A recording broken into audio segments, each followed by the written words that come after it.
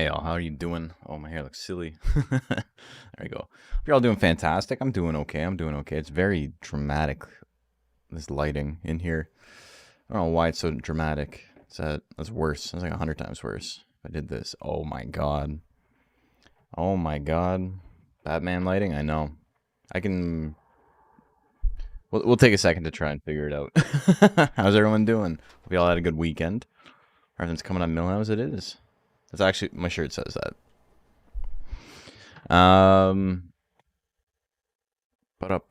Yeah, today we're doing some welterweight stuff. Hope you guys had a good weekend. Hello, hello. Thanks, Mads and Fake Life for the resubs. Very kind, very kind. Sick jokes here. We got a couple of really fun mons this week. I'm a tiny bit low energy. I'm still a little bit burnt out from boxing earlier today. But I think we're going to be okay. I'm just, you know, it always takes a little bit to, like, get into it, to, like, get over that hump. And then it's unfortunate streaming at night because I can't have, like, a cup of coffee. If I got to work early tomorrow morning, I can't have a cup of coffee before stream. So I don't know. I don't know what I'm supposed to do. Do you guys have a solution for that? Take, I don't know. Just, like, get ripped before the stream. Have an espresso? Oh, so not coffee, just espresso. Okay, sure. Okay, how do they make it look like there's light on them without them looking sweaty and shiny? I don't know how people do it. It's crazy. Real talk, eat an apple? Large Mountain Dew? You guys all have pretty good points. I ate like a massive dinner though, so I don't know if I'm gonna have a if I got room for anything else at the moment. But I don't assume that's a bad decision. Cocaine has a shorter half-life than caffeine.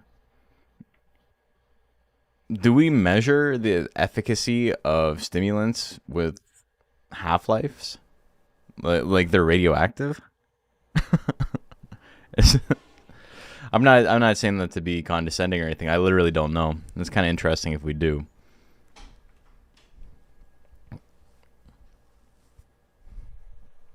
Snort some uranium. Now you're talking.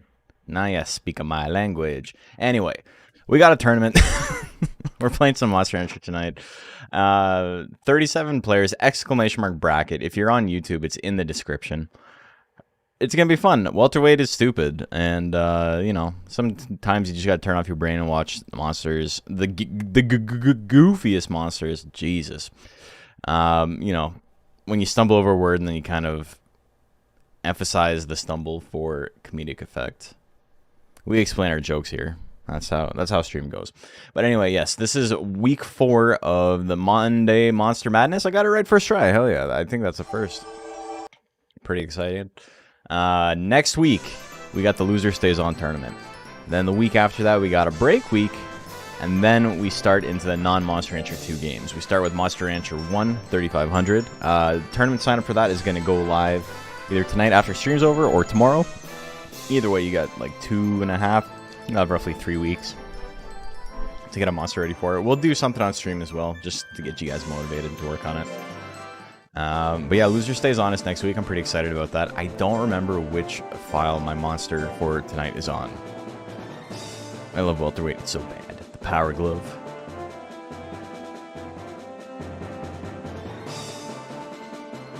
My favorite entry was vetting this with Spicy Grimace. Cool heck monster. Biological half-life, the point where half the substance has been metabolized. Oh, okay. That's cool. Yeah, I didn't know that was... It makes sense that they would use the same terminology. I just wasn't aware. Okay, is he in here? He is. Follow me, and everything is alright. We got some Uncle Cracker action. I hope you guys are excited for that. But yeah.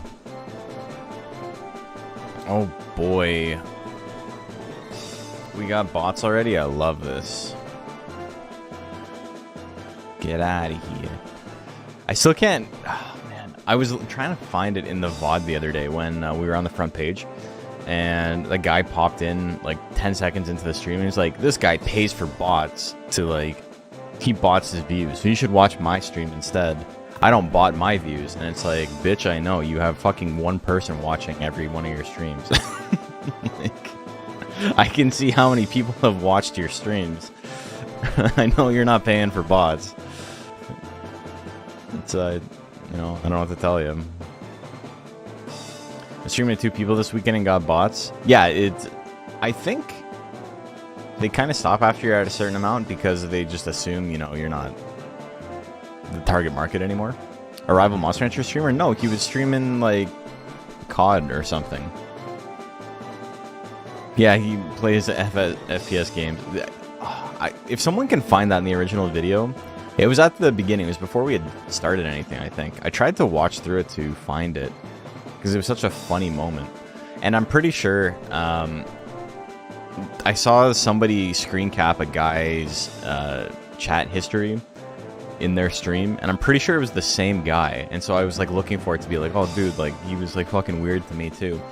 And then yeah, I just couldn't find him, which is pretty funny that like even though I know he's there, even Twitch even the VOD is like, this guy doesn't exist. Saddest version of the story is a little broke, could only afford 1 bot. I got in an internet argument the other day. I say the other day like it wasn't months and months ago, as one does. Most normal people don't, but you know, I'm kind of degen like that sometimes. But I don't think there's anything funnier than trying to like start something with a streamer when you're a streamer as well. Like, it's friendly fire in the first place, and you probably shouldn't, like, you know, try to like make fun of someone's metrics or whatever if you know the other, like, if you do it as well, because it's very, very easy to like just, you know, tell if someone's been botting or whatever.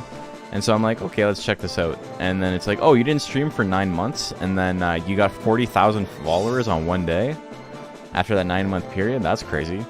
And then I'm like, oh, you know what? Maybe that's like, maybe that's just an anomaly. Maybe the website I'm checking is just wrong and the info is like incorrect. And then it's like, no, on the day where you got 40,000 followers, 3 people watched the stream. It's like, it's so fucking crazy to go like, oh, I'm a better streamer than you, I have more followers than you, and then it's like, okay, but like you botted them, right? And then he's like, shit, never thought he'd know, never thought he'd figure it out. It's like, oh, they're not sending their best, that's all I'm saying. Sole reason I play this game, honestly can't get enough. I've only played the remakes on Switch. They're fun, I really enjoy them. Alright, but enough ambling. It's not even preambling anymore, it's ambling now. Senorita Slam and Silkback? Silkback or Slickback? I missed it. Silkback. Is that the galley?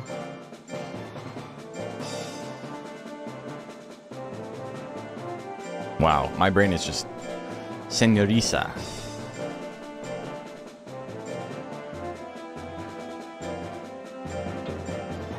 Amble has become a ramble. I was born ambling, man. Silkback. So we gotta go with speedy mode. It's gonna take us a little while to get through this tonight.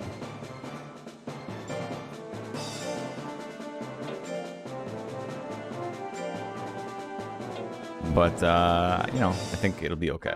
Alright. Predictions live, who do you guys like?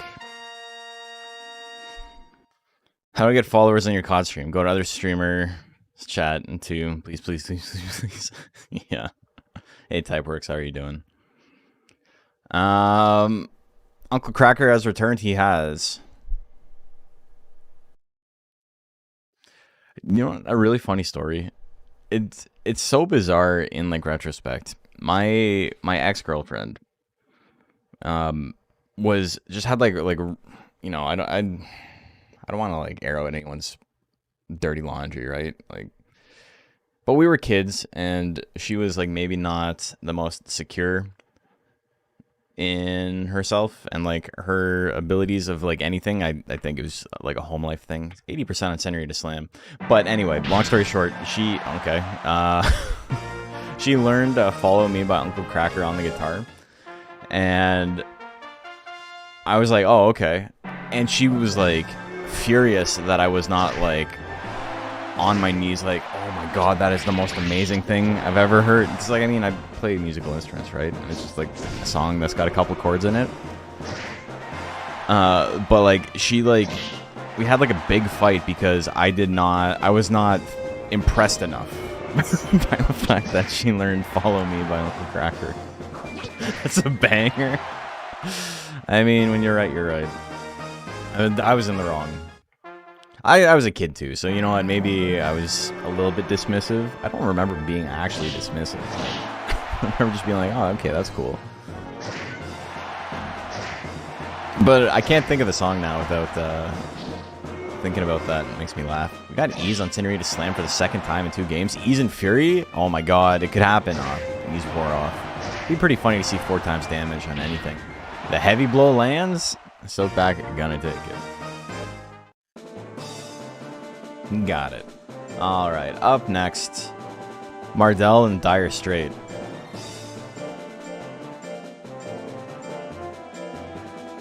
It's been a while since we've seen Mardell, eh?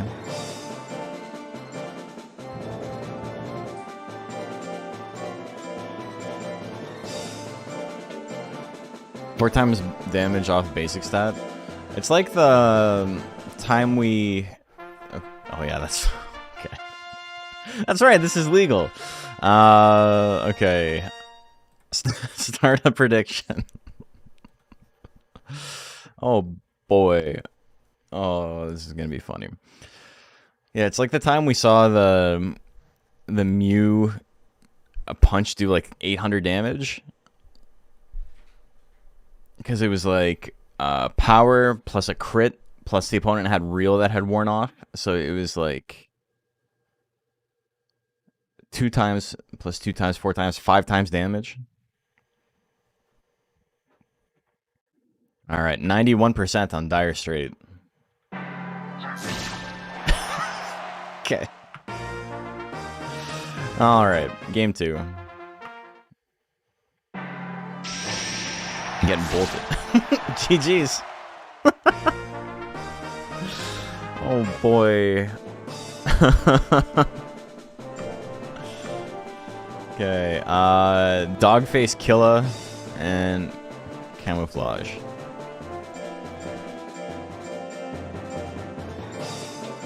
That's pretty dire. And the Straits, they kept coming. We are the Sultans. We are the Sultans of Swing. He's noffling, folks.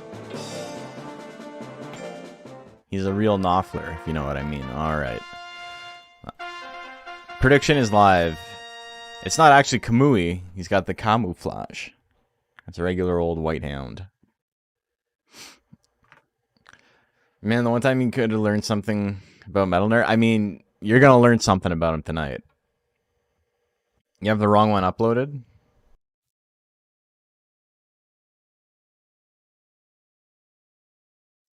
Is one of these yours?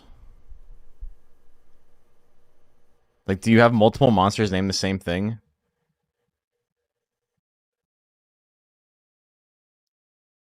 I don't know. It is too late. 59% on Dogface Killa. Made a new one. Oh. Yeah, don't... Like, it's a good name, but if you use the same name, shit like this is gonna happen. Oh my god, he hits the scratch. Not a good chance to hit. Hits the tail swing. Tiny bit of damage. Face attack is gonna be enough. Good grit from Dogface. He is killing the Dogface. It's true. Okay. Game 3. That's welterweight. Oh, so he's landing and attacking every round. Not too shab. One taps are so funny. So, Afro, in this format, like, we play this game under different stat caps. Because, you know, there's a pretty strong, like, top tier in this game. And if we only, like, allow, like, max stats, you'd only see, like, 3 or 4 monsters. And then a bunch of stuff that's, like, you're only entering it because it's fun. Or, like, basically, that's what it would boil down to. There's not a whole lot of reason to ever... I'm not even...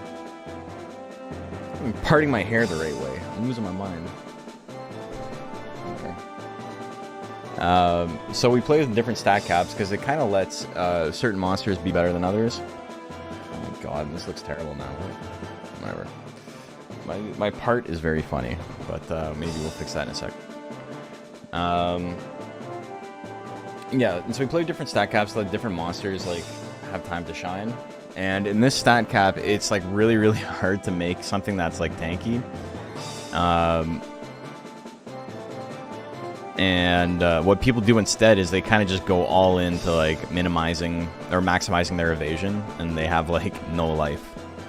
Dicey and Escudo up next.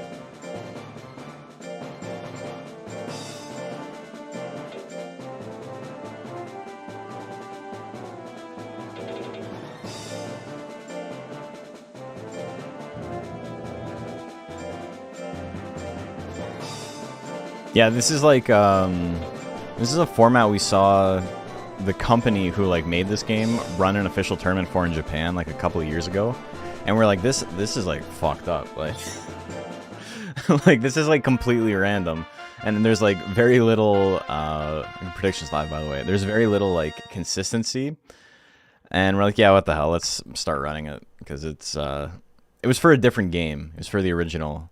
But this is 2, and it was, yeah, we were legit like, this is insane. Like, it's impossible to make a good build in this. Isn't this the 50-50 ape? Dicey? No. No, that one's like Banana Bob or something.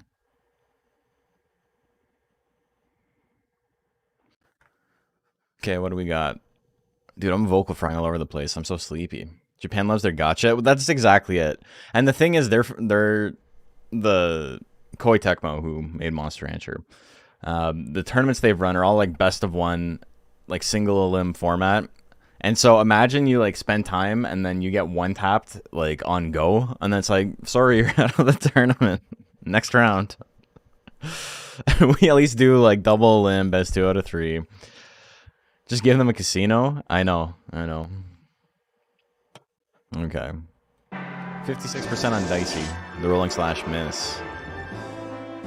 Dicey's a pretty good build. Oh, barely enough to kill him. But now he's got some life. He's got some guts.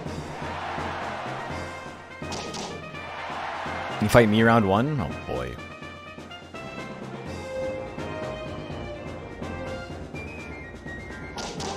Uno mas? He hits it. The long roll down with 1 life. He literally didn't attack again, right? That was it. He hit the million stabs and then he like rested on his laurels. It's like, I got this. It's okay. I love the way Pure Durahan looks, man. It's such a cool design in this game.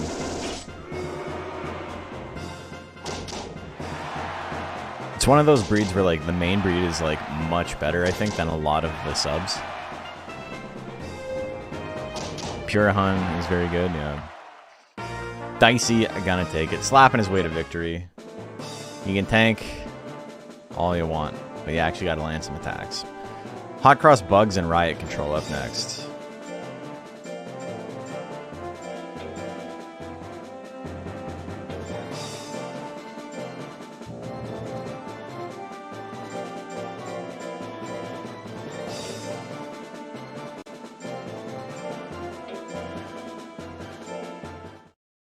Okay. Riot Control is a pretty good name. Predictions live. I wonder if we're going to see Water Cannon. I like that name. That's good. Wood Knight, coolest knight. So, like, I really like Lorica, which I know everyone likes Lorica, and Hercules. Hercules is my favorite. But I think Pure Durahan is, like, right there after that for me. And then, you know, everything else is, like, pretty okay. This is a game fine playing blind. I quite literally tried to beat the game with a blindfold on. Got pretty far. Didn't get to the end. Nobody's ever beaten the game blindfolded, but I've gotten very close. 63% on Hot Cross Bugs. The game's actually really good to play blind, I think, because once you understand the mechanics of the game, it's very hard to play casually. So it's like once you know how the game works, playing casually requires you to like actively go, okay, I am choosing not to do the right things. Which is like, you know, it's fine. But like, before you know you're doing stuff wrong, it's a very fun game still. And then after you know you were doing stuff wrong, like, patching up your gameplay is fun as well. Just realize how many matches are in this tournament and only gonna last till the end. It's gonna be a little while, but we're doing okay. Anyway, that was an yeah, hit him with the Anton Chigurh right in the forehead. Okay, up next, be Italian and www.lame.win.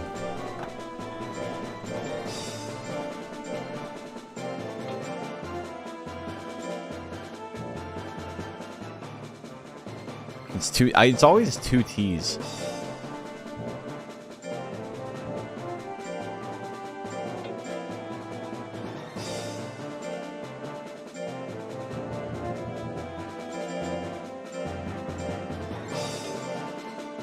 Where's the Monster Rancher 4 enjoyers at? I'm sure there's some in here. Okay. Predictions live. Who do you like?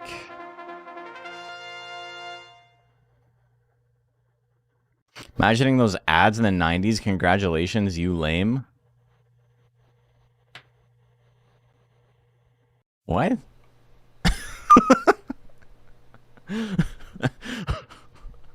What? I don't know what that's supposed to mean. There's a reference I'm not getting, I'm betting. Oh, the clickbaits. Like the pop-up ads. Yeah. Okay. What do we got on the prediction? 50-50. Dude, funny story. When my band was recording our first like demo, we were just doing some like live recording stuff, trying to put it on MySpace. And my friend, like my drummer, we were uploading it to his computer, but because there was like, I think the way we had saved it was like it wasn't reading the file format, so we literally plugged it into his microphone, like my little MP3 player into his microphone, and we like recorded it off that. And like it's not as haggard as it sounds. Like it sounded fine, but it was recording everything on his desktop when we were recording the song. And so we got a pop-up ad that was like, do you remember those pop-up ads where it's like free smileys and it would like bonk bonk bonk hello bonk bonk bonk and like make noises and shit? That ended up in one of our songs on MySpace. We didn't realize till we uploaded it. I'm pretty sure it's still there. I wonder if the MySpace page is still there. Anyway, beat Italian. Beat Italian his ass. That's 1-1, right? Or is that 2-0? That was quick. It was 1-1, yeah.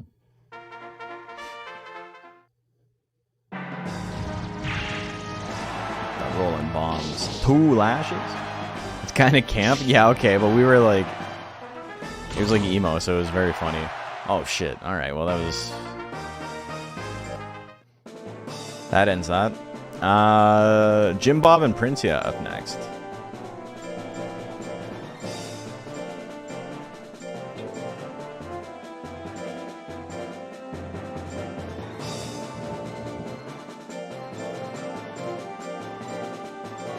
We got a hair fight. Cut my life into hello. Okay.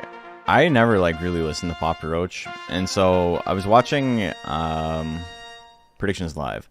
I was watching a documentary on that I think Vice put out, and it was just about that song, you know, and like the process behind it, and it was pretty interesting. But I didn't realize the first verse is just the words from the intro a second time, except like rapped weirdly. Didn't even know. It was a... video games. Cut my life into pieces. Hey, Beer Fart. How are you doing? Thank you for the sub. Very kind of you, as per usual. Ever seen rabbits fight where they like try and kick each other? 66% on Jim Bob. Okay. Game 2. You trying to end it quickly. The high kick, that's unnecessary, brother. You don't need to do that. Don't need to be doing all that. The hard straight, the crit's gonna take it. Barney Rumble sings the new metal classics. Hey Fred, I pressed my fingers into my eyes, Fred. Oh, the 9% on Kung Fu Fist? Oh shit. Hard straight, he's still in it.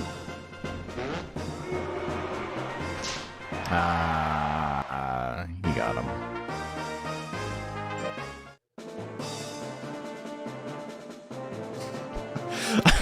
I was gonna try it. I can't like hype it up too much because then it'll be like really bad when I don't end up doing it. But I was like, how can I make like the Barney Rubble voice and then do like Skindred or something? And I'm like, that might be like an actual hate crime. I think we're just gonna pass on that one. Duran and Flower Bed up next.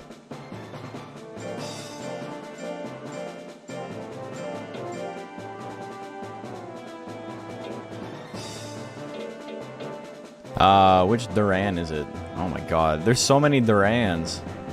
There's more than 2 Durans. Duran is your boy? Okay, that makes it easier, thank you.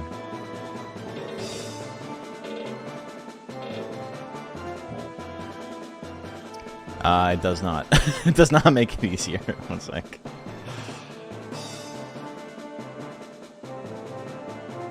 Okay.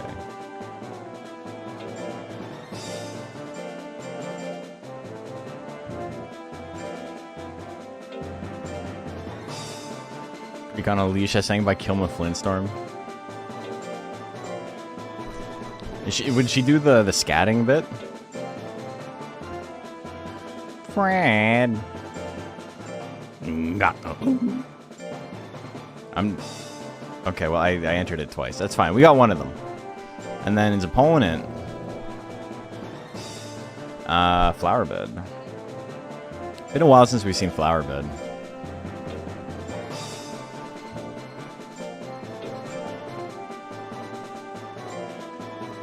Can I do that corn freak on a scat in Barney's voice? I can't do it in my normal voice.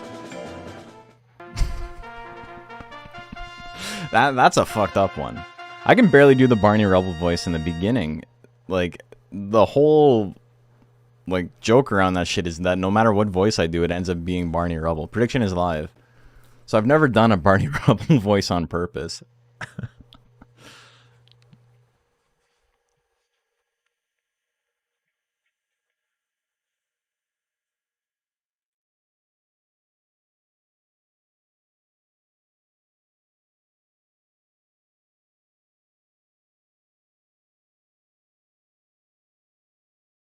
All in on the wall. We got wall lovers in here. 67%. Man, that's the first time in a long time I thought about Skindred. That's really funny. Wonder what those guys are up to these days. Flick combo doing big damage. You guys have never heard Skindred? It's like new metal reggae.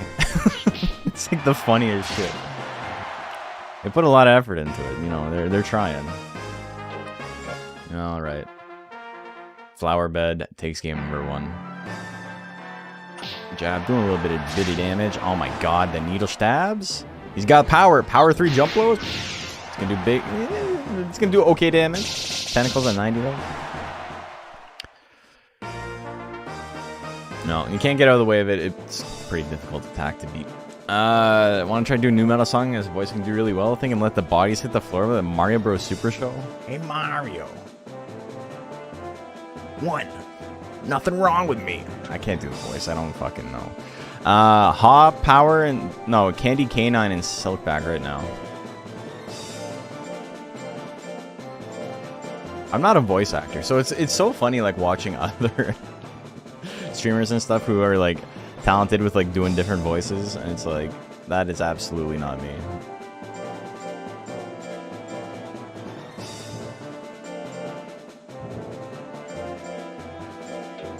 It's kind of a good bit, though, right? That it's like every voice is the exact same. Like, hey, here's Yogi Bear. Hey, Fred, I'm Yogi Bear. Okay, Predictions live. Who do you guys like? What's good? Hey, Smoke Bullington. How are you doing, brother? Do Bill Clinton. Hillary. Fuck, I can't. Oh my god. New metal reggae. What's next? Dubstep jazz ragtime. Yeah, that shit's called electro swing, and you know, not to insult our electro swing viewers in here, or listeners, I should say, but it's like if music was able to wear a suit vest without a suit jacket. I think that's the best way to describe it. 92% on Silkback. The thwack and a miss of 22, and the smash thwack as well. Another Blizzardo. It's pretty good damage. To the bolts, getting withered. Candy Canine doing a great job, not using those power attacks. It's a fine music genre. The kids yearn for EDM. That's on. It's like EDM with a saxophone in it. Oh my god.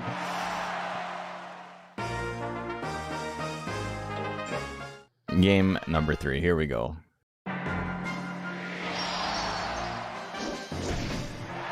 Okay, smash thwack. Is it better to watch on Twitch or YouTube? It's up to you. Whatever you enjoy more. It doesn't matter to me. Okay. So, Silkback gonna win that one. Candy Canine did a good job round 1, but, you know, could dodge forever. Next up, we got Hot Power and Dire Straight.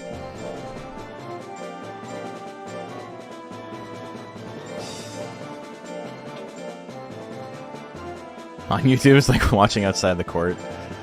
People still know you're there.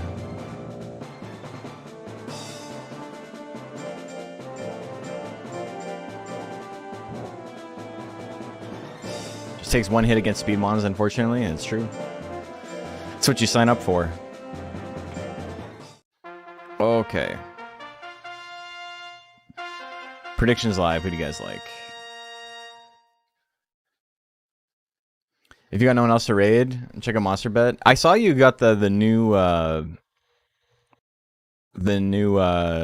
commands and shit for it. It looks really cool. Yeah, if you guys don't know, Smoke Bullington has a channel that's live like 24/7. That's just like basically this, except with like monsters he's made. And it just like runs all day, every day. And it's pretty fun to like pop in and just see what's up with it. Oh, one thing I wanted to ask you. I don't know if anyone's ever reached out to you about it, but getting all the techs, like every monster tech in like every slot, 86% on Dire Straight. That was the thing that we couldn't figure out for a long time, was like, for example, getting Hair's 1-2 punch in slot 1 or something like that.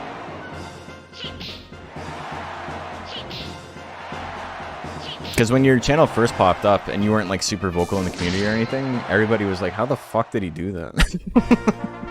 Because like we had been trying for a little while. Dire Straight gonna take game number 1. How to use the activation codes. So yeah, but I mean that's pretty standard. We'll get into it a little bit more later, I think. I don't think the stream's the best place to explain how it works, but I'm interested to learn. There are hundreds of people watching the stream from on top of the new factory building, whose roof certainly won't collapse under the weight and drop in this enormous furnace below. What is... Holy shit. What? Oh my god, I got stun locked reading that shit. It was like getting hit by Metal Nerd back charge. Also, Metal Nerd's gonna win that. It's okay to say the Hoppers got it, but there's no universe where the Hoppers got it in that matchup. Dash and Fart and Boot up next.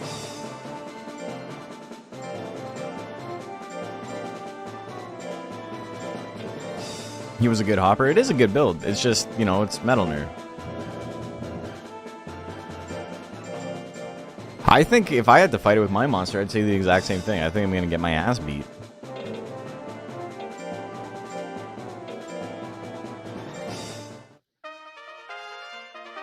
Okay, prediction is live. Who do you guys like? 2-0 but close though things. Yeah. Hopper combo can do it. That's true. Oh, you're okay. Yes, I get what you're referencing now. Thank you. It just came out of nowhere. I had no idea what the reference was. That's a lot of skill. Holy moly. Not actually that much intelligence, but you don't need a lot to do 153 damage. So 67% on dash and fart. Yodel? The Yodel opener? Oh my god. 1-2 punch can do a little bit of damage. Will Spit kill here? No. Spit, no. Even on the crit, he's still living. Dash and fart needs something though. Heavy smash? That'll do it. Jesus. Yodel with 100% killed? Oh yeah, for sure. Game number 2. Here we go. Heavy smash is like what, 62 force or something? That's big damage. He does like yodeling. He's a singer, you know? He's having fun. He's a performer. Right straight. Boot gonna still hang in there. Back blow? Jeez. Alright, dash and part takes it.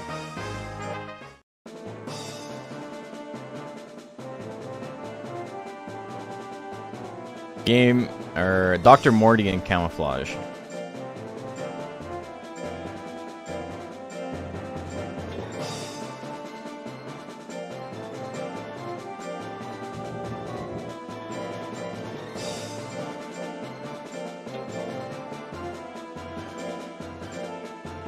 Boot doesn't win those high life speed build matchups.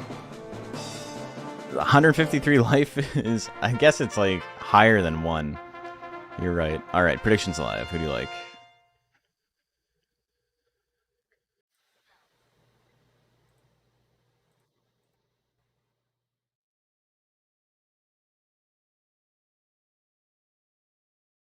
Kamui wins 1000%. It's not Kamui though. He got you with the camouflage. Okay. 73% on the White Hound. The cursed dance with anger? Oh my god, dude. Weapon throw? Weapon throw won't kill. Everything else will. Okay, gets a little charge in. That's not what he wants, though. Got yourself, you thought you'd uploaded your Kamui? Damn. 2 rare tigers look so similar, I know. It's just the eyes, really, that's different. I think Kamui's claws have, like... Is there, like, purple on them? Hold on, gotta get in on these bets. YouTube gang. That's the difference, right? Is if you want to do bets, Twitch, obviously, is the way to watch. But lots of people just don't want to deal with Twitch, and I get that. I Skid You Not and Chopper Kick. Chopper Kick, reigning champion. I Skid You Not, a great build, though. So, you know, we'll see. Dog got clobbered? He got daubered. That doesn't... I'm sorry. I'm sorry. Okay, Chopper Kick up next.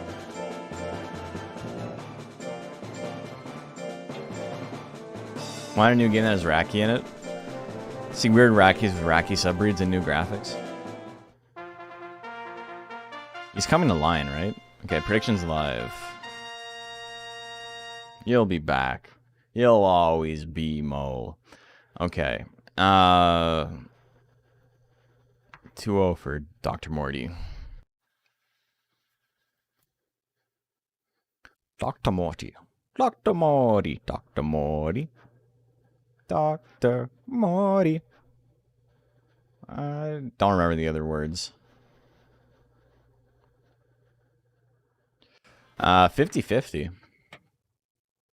Got flattening L. More like flattening hell. Oh, and goes for 96 miss on the charge? Okay.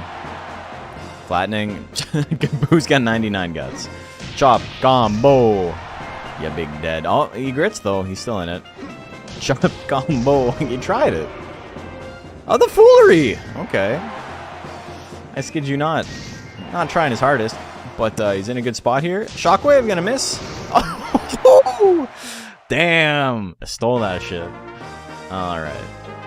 Game number 2.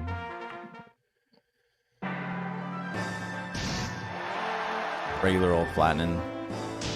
Shockwave gonna miss. Slap? Slap's enough to kill. He simply needs to hit him a single time. Flattening X, good crit. He needed the crit there. He's gonna need another crit to finish it off here. Slap, gonna finish him though. Game number 3. Flattening X. More crits for my Skid You Not would be good. Chopper kick in a pretty good spot. 30% chance to hit is like not too bad at all. Charge not gonna do much damage at all into the flattening. Chopper kick doing mighty fine. Huge amount of guts here. Goes for the slap and misses though. Flattening L. 19 seconds left on the clock. He's got ease. Oh my god. Probably shouldn't have attacked with ease. Oh, the chop at 18? Alright, well. He's the champ for a reason, folks. Ludo and Dicey up next.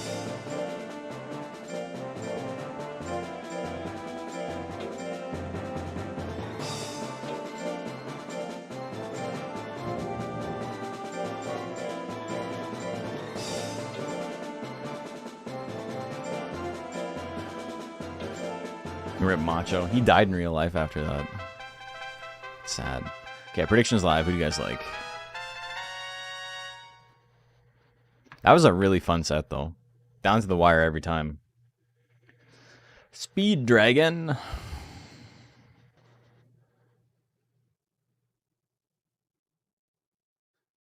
It's the same monster? I mean, it's the same ape from earlier, yeah. You're typing from hell, by the way? Oh, no. Oh, no. He believed in the wrong god. Oh, no.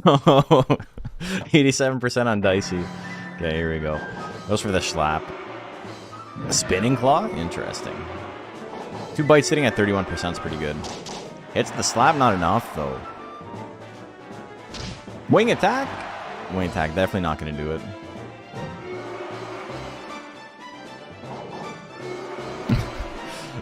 I love how earnest the chat is. Hope you're doing well, Macho. As he says he's typing from hell.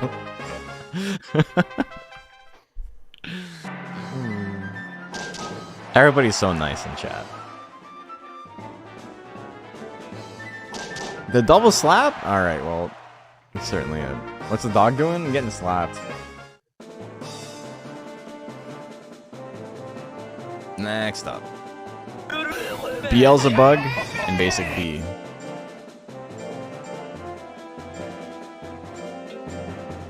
Macho Thursday gonna be from hell, live on location.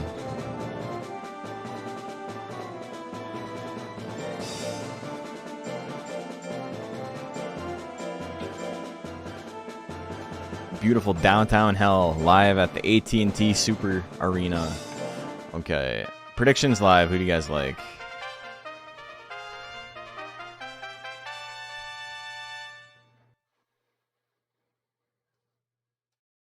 They would definitely have like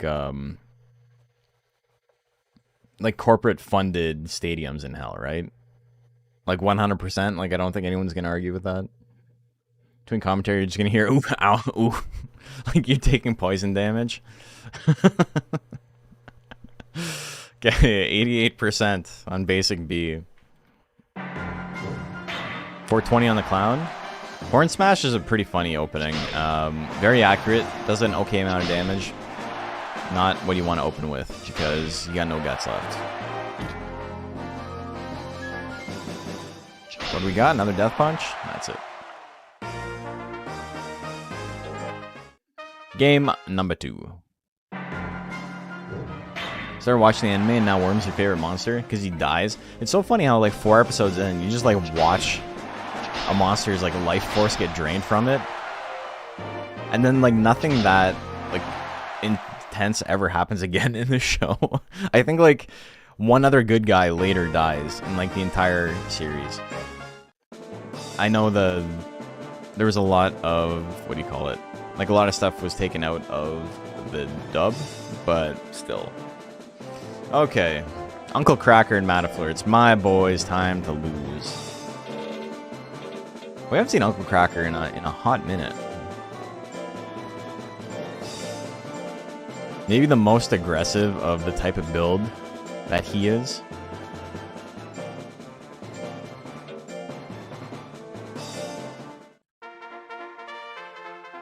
Okay, prediction is live. Who do you guys like? There's a lot of death in the first arc. And then it's like nothing.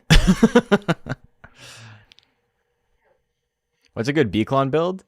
Rolling bomb, maybe flying press, horn attack, punch combo.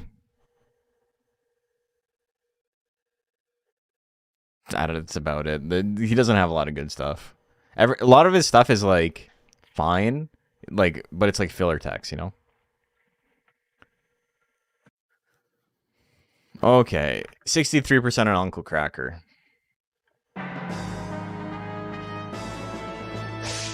Thrust Claw, decent damage. Trample, that's gonna be good. It's not enough though. The Thrust Claw, uno más. He takes it. He tanks the trample. Good golly. All right. Game number 2. Phantom Claw, good damage. Trample, how much? Yeah, he's gonna survive it barely. Get out of range 3, brother. It's the only range you can't be in.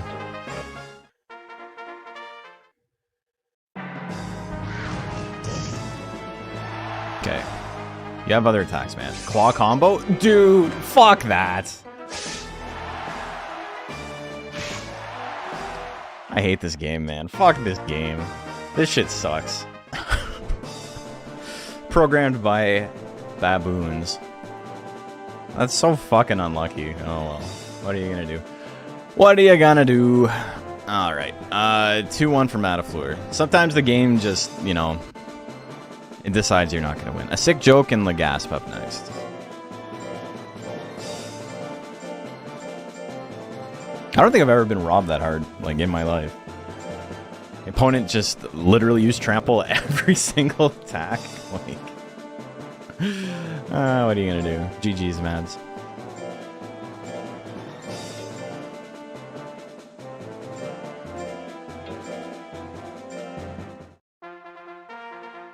Okay. Predictions live. Who you guys like?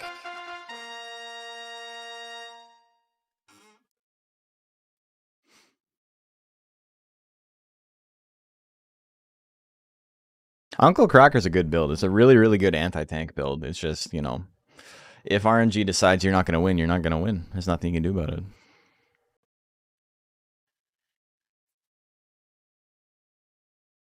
$75% on a sick joke. Sick joke. Previous champ. Okay. Well, he, you know, the grit's gone. The foolery immediately. Oh my god.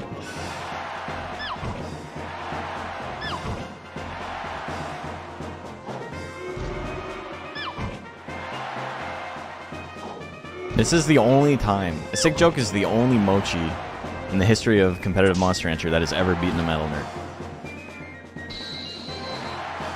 Withering him? He did it. Game number 2. Here we go.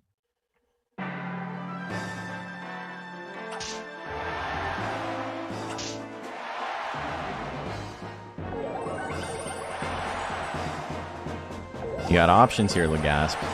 Just chilling. Building up that guts lead. Gets the Gust Breath. We're going to game 3. What is this, Abomination? Which one?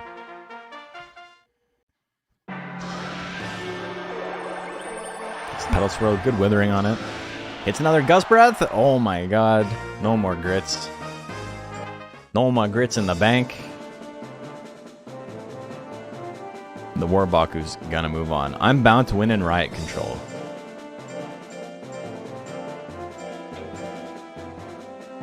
Mochi would be dead IRL. True.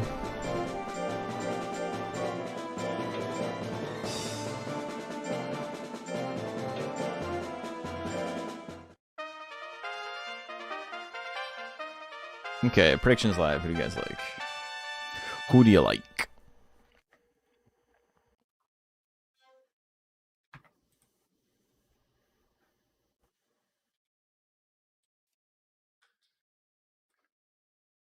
Oh man, I would have had to fight Legasp next. I would have had a tank bracket, and then I would have to fight Dicey or Basic Beam. It's unfortunate. I'm gonna have to work my way out of losers, looks like. I gotta fight a speed monster no matter what next round. That's the sick joke. 62% on I'm bound to win.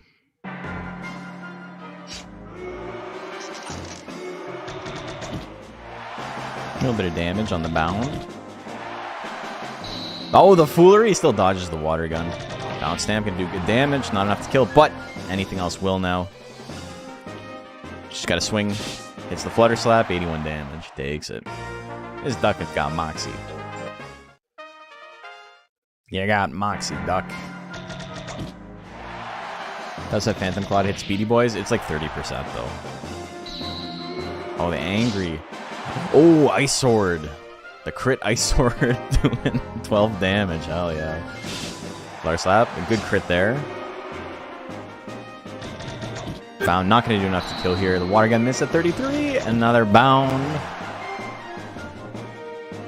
Honey. Hits the bound stamp. God damn, you dead. Do we need to use any special methods when training competitive monsters? Is just raising a regular monster but with more resetting? It's basically more resetting. The foolery dodge is amazing. It was like 56%. I would have been sad about that as well. Coalescent and We the People.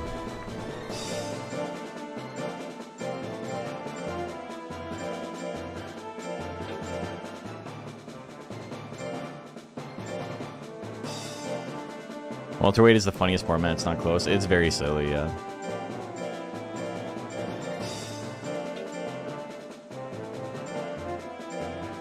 Dodged and then danced and then still dodged. Dodge, dance, duck, dive, and dodge. Okay.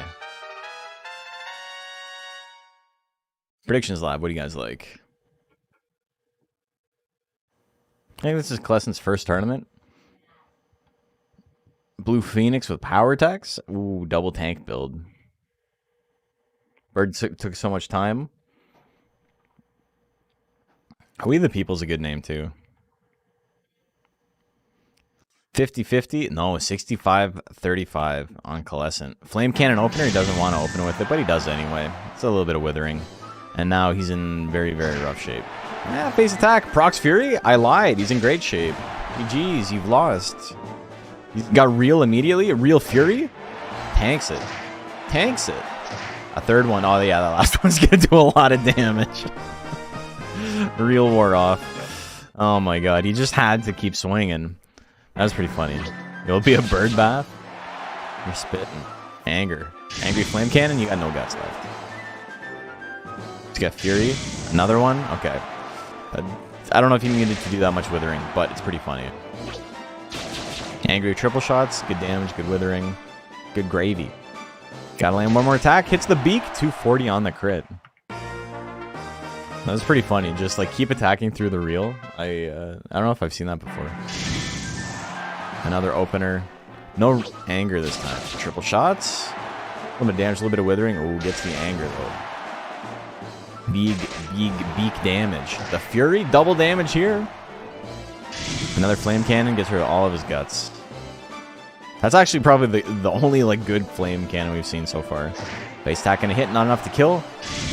Flame Cannon, that was definitely not a good one. But Beak will finish it. Oh, look at that. Flame Cannons are working. Doing actual damage would do more, though, right? That reminds me a lot of JP entering Iraqi in an HM tournament, where Iraqi was normally banned because he was so strong. And he got second place, and he's like, well, I obviously did something good. I got second place. It's like, you know, if you weren't trying to do the low damage withering build, you could have got first. But it's the only reason you didn't get first. 50-50 with quotes and Helverine. So we got a new 50-50.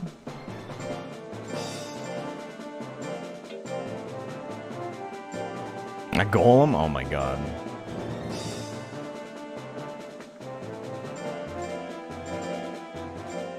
And then this is a Kato, I'm assuming. Yeah. A crescent even. Okay. Predictions live. Well, this is certainly a matchup.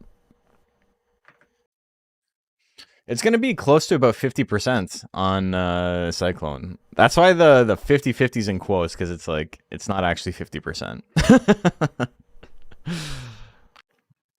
Oh, me? Oh, my. This is a very funny matchup. Okay, 57%. 63. It's the aerial claw. Okay. All right. Cyclone miss? Oh, that's it. Jeez. I don't know why the horn adds so much. It's pretty funny.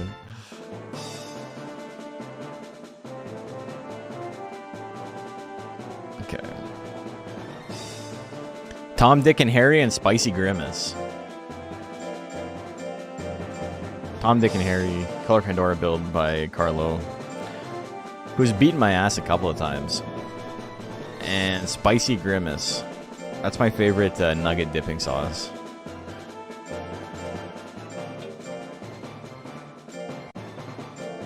Oh? Well, that's a build. Alright. Predictions live. I think we know exactly what it's going to do. You know.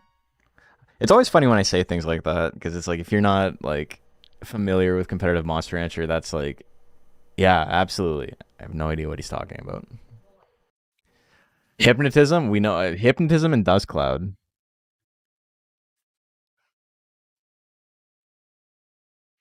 What else does he have in slot 2? He's got to have Hypnotism at least, right? Even though it's like not a good tech. Just like, you got to cover up tail somehow. We got ourselves a Nagasaurian. Monster Rancher 1, his name is just Grape, which is a better name. IMO 61% on Tom, Dick, and Harry. Jumping Fire at 17%. Love to see it.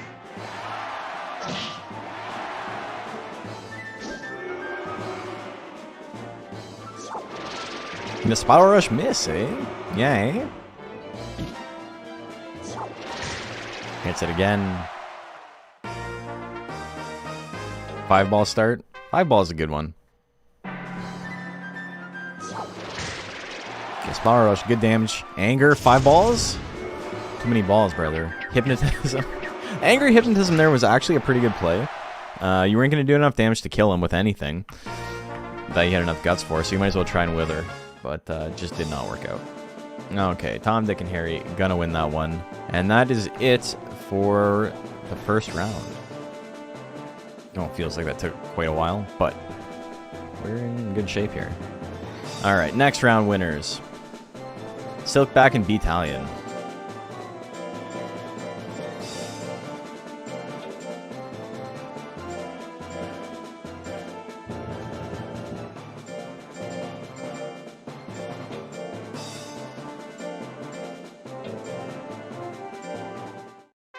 Okay, prediction is live. Who do you like?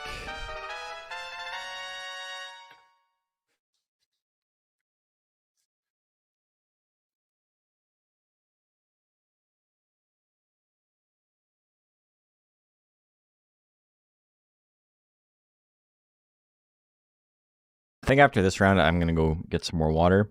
My voice is starting to dry out, and I like literally haven't had any since the beginning of stream.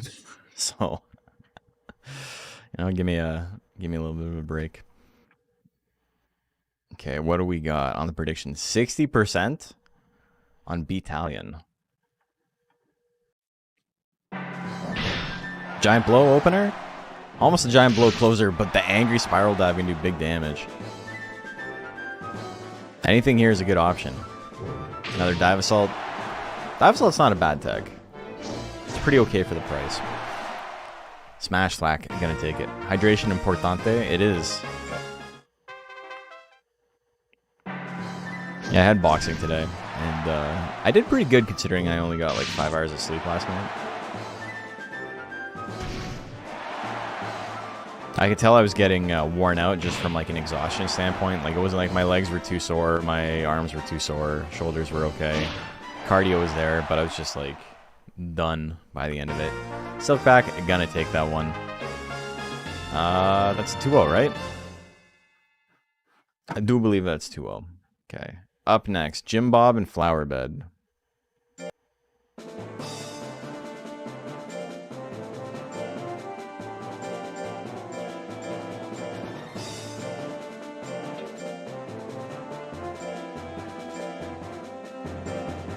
Years.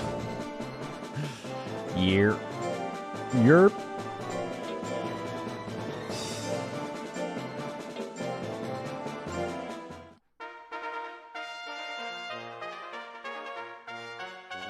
Okay, predictions live. Yerp. Dude, that fucking the Philly video is so funny. You guys have seen that, right? I saw it again like yesterday for the first time, and like since it was new, like whenever it came out a year or two ago. Hey, dickhead. You're. If you don't know what I'm talking about, you probably think I'm crazy. It's fine. Okay, 56% on Jim Bob. The double 1-2 punch. Flower Bed just chilling. Ooh, 24% on Tentacles, but he misses it. Soldier Boy playing Braid, bro. They made fucking John Blow cry. Oh my god. Yoop. Dude, that shit's so funny. I pirated Braid when I was in my first year of college.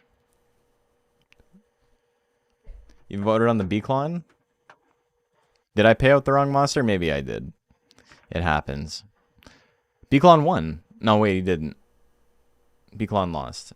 I might have paid out the wrong monster. It's okay. You guys will be fine. It's only a couple of chips. Flower Bed takes game number 1. I think that's like the first match that's gone to time. I'm sorry if I paid out the wrong chips, but you have to believe me that you're going to be okay. It's also wrong in the challenge. Oh, okay.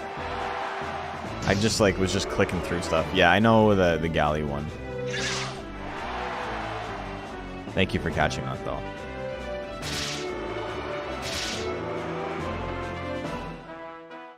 Jim Bob's gonna take game number 2, so we're going to game 3. Flower Bed doing a good job of just like straight up not dying.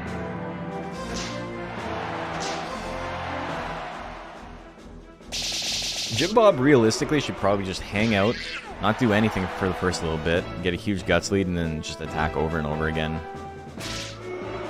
What would be the most effective damage-wise? Probably one hard straight, oh my god, and then a bunch of 1-2 punches.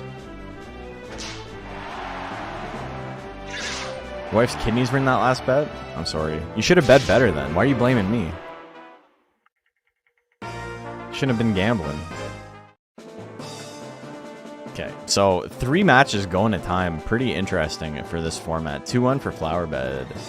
Next up, we got Dire Straight and Dash and Fart.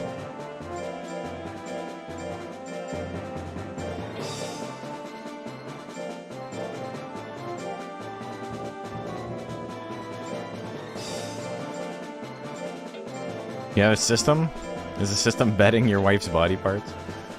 Dude, did you guys see that, you know, I don't want to talk about it too much because, you know, the way that politics goes on this channel is not the most fun. But, predictions live.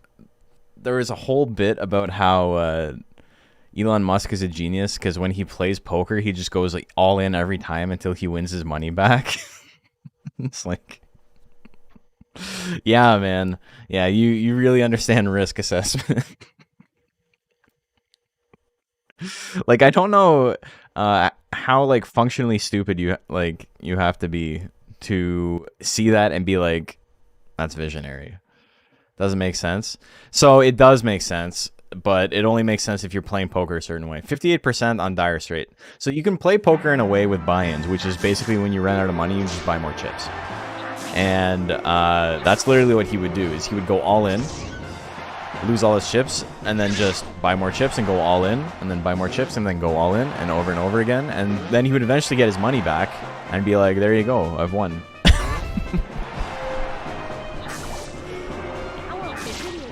Hey, ultimate with the 5 gifted. Also, Dire Straits. I don't know who's gonna beat this guy. This shit's fucked up.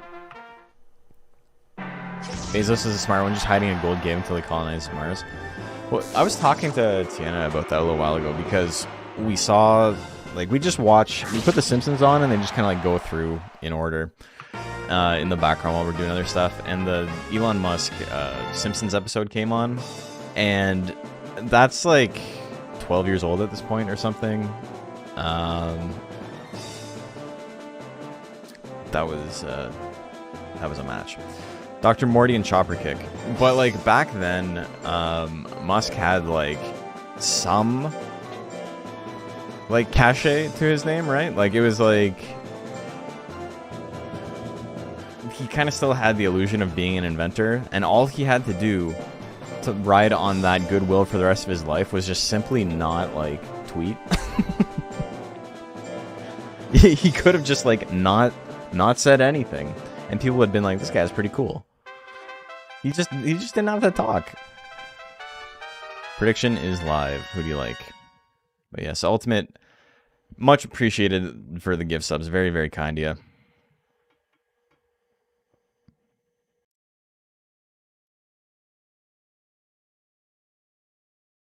People still thought he was like real life Tony Stark. And all you have to do is just, you know, not convince them otherwise. But I think we've talked about this on stream before, but I think you get to a certain level of wealth, and like there's been studies done on this. I don't know how trustworthy they are, if they're dubious or whatever. But they can, like, what's the word? They confirm my point, so therefore they're correct. And we don't need to look any deeper into it. But there's this idea that having passed a certain amount of wealth and power is like equivalent to like having like serious neurological impairment, because you simply just never have to face the consequences of your decisions, because either somebody's there to cover for you and they'll like fix your mistakes, or you're just never told no on anything. And it's like, I believe it. I think you get to a certain point where it's just like, in the eyes of your subordinates and your sycophants and all that, like, you can do no wrong. And every decision is like the smartest decision anyone in history has ever made. And, you know, I think it starts to like melt your brain a little bit. You would hate that? I would hate that too. I hate it in the Discord. You know the most annoying thing to me? And some people in chat, some of you are suspect, because you've done this, where someone will say something in the Discord or in the main Monster Rancher Discord or whatever, and I'll be like, I don't know if that's like that true. Like, that's a pretty like hard and fast rule that I don't really agree with. And they'll be like, no, actually you're wrong because of X, Y, and Z. And the X, Y, and Z is shit I said in a video like a year ago. So you're arguing with me with an opinion that you didn't even come up with on your own. It's my opinion. It's a thing I said. You didn't come up with it. You're telling me I'm wrong? And so, like, that's, like, kind of like the inverse, I guess. But it's, like, it's still sycophantic in a way where it's, like, you've internalized someone else's idea as, like, this has to be the truth. And, like, it's so weird, man. Moosebone says so Nash is wrong. Like, it's one thing for it to happen if they don't know it's me. Like, that's happened a couple of times where before my name on Discord was Moosebones, before they did the whole, like, you have to change your username now. It used to, my name just used to be Nash everywhere, and people would be like, they'd watch my videos and then be like, actually, you should watch this instead. And, like, that's pretty funny to me. But then it was people who knew it was me and forgot where they got the idea in the first place. Like, it had become, like, such, like, an ingrained thing in their head that they were like, it was completely oblivious to the fact that they read that or like heard that in a video I made. Predictions Lab, by the way.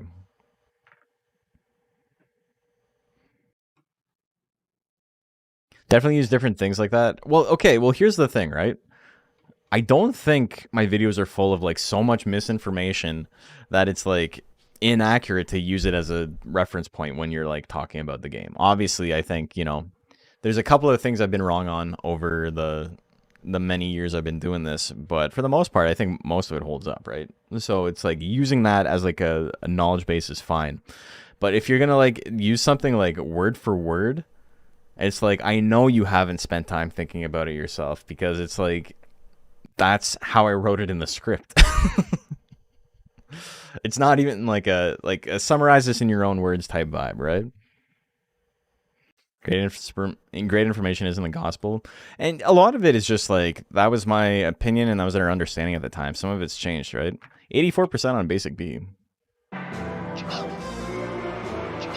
For that much money, you can pay your way out of any mistake you made. With enough money, people will turn a blind eye to a lot of things. Well, that's exactly it, right? That's the gambling thing we were talking about, where it's like, oh, he understands the risk better than the rest of us because he can simply just keep buying money.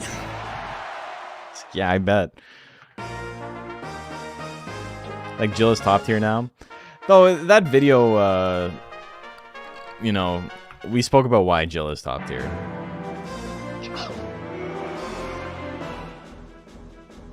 Same with how much you bring in companies and stuff will do a lot more and forgive you rather than punish. The same way, same thing did bring in as much. Yeah, of course. Like, they're not going to bite the hand that feeds, right? The angry death punch, basic B. Being a basic B wins that. Who'd have thought? Look at us. Who'd have thought? 84% of you thought, because, you know, that monster's fucked up. Matafleur and Legasp up next.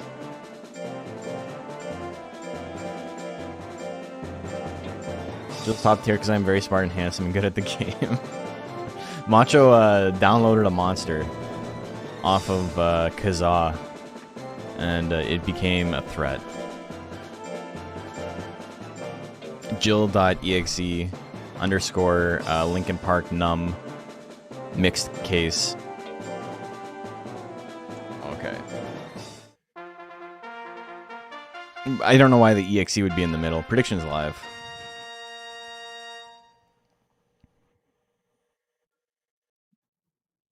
Never changed my opinion on anything because that means I might be wrong about things I believe, and that's scary.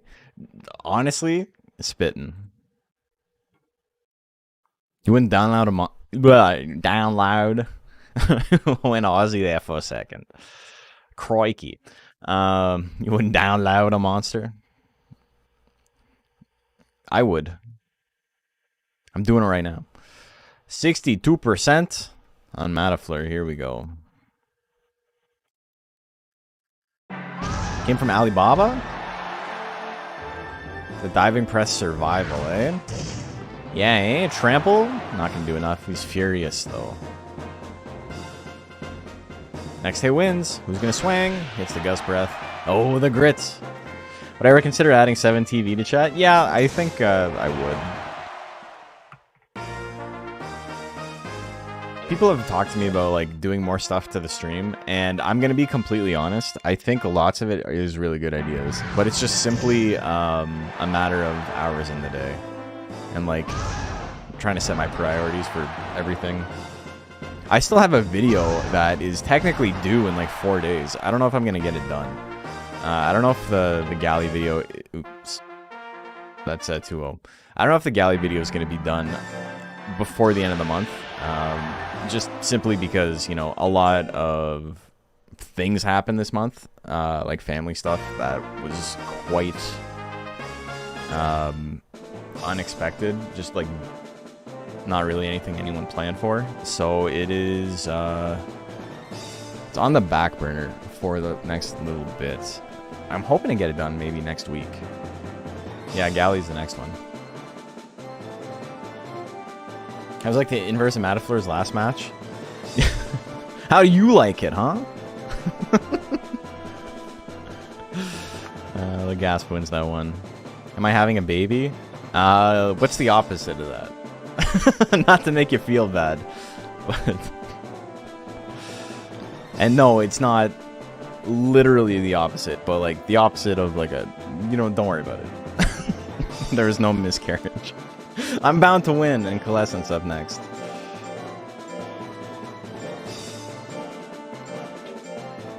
It's not that serious. But he's eating. You got it. Damn, on one try. You know, I had to, like, Macho, like, okay, as much as that's, like, you know, blue, it's also, I had to make the clarification. No, but, my aunt passed away, and not to be a downer or anything, we're not going to get into it too much, but, we will be doing a stream, probably a couple of streams in the future, in the near future, raising money for the MS Society of Canada. Prediction is live, by the way. So that'll be, you know, something fun we can do. I got some ideas for fundraising bits. Sorry, thank you. It's okay. We're doing okay. Okay, let me fill in these scores. Basic B beat Dicey. Dr. Morty and Chopper Kick. Chopper Kick beat his ass, I do believe. And then Dire Straight won. Yeah, it's okay. We don't have to, like, get into it. You know, I'm all sympathied out at this point. I don't handle that stuff very well. Like, it just makes me feel awkward. We can talk about it when we're doing the actual stream. 97% on Coalescent. Jesus, really? Okay. We've done a couple of fundraising streams. We did one for Gamers Outreach. And we raised $1,000 for that. And then we did one for a mental health org. Was it, I forget the name of it, but we raised $1,000 for that too. So. Oh, the beak? Big damage.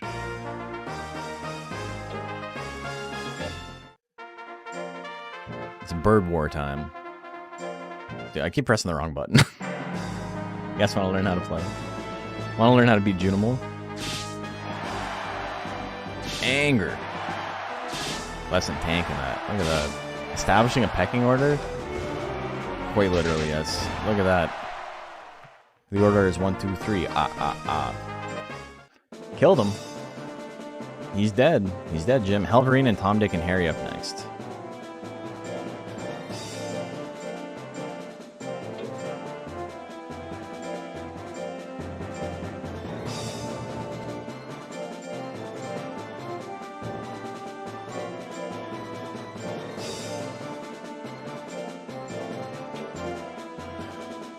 Okay.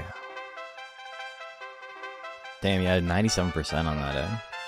Predictions live. Who do you guys like?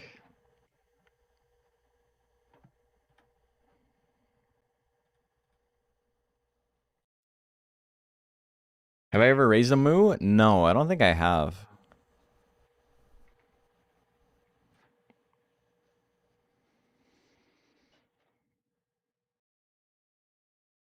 Yeah, I don't think I have. That's kind of interesting. Moo's got a pretty cool model. His head is, like, very different than the other dragons. He's not like the other girls. 70% on Tom, Dick, and Harry. A slash claw.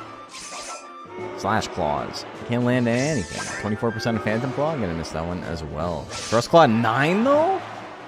Holy moly. That's the first single digit hit we've seen today. Before that, the lowest we had was like 18.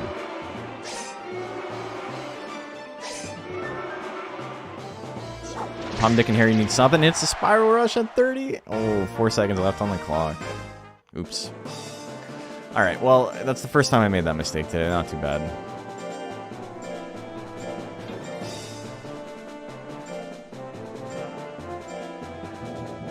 But yeah, after this match, I'm going to go get some water, and we'll be right back. Alright, 1-0 for Tom, Dick, and Harry. Aerial Claw 1%. I love it. Hits the Kamikaze. Hovering down to half health. Power Rush gonna miss. What do we see here? Phantom Claw? Oh shit, we're going to game 3.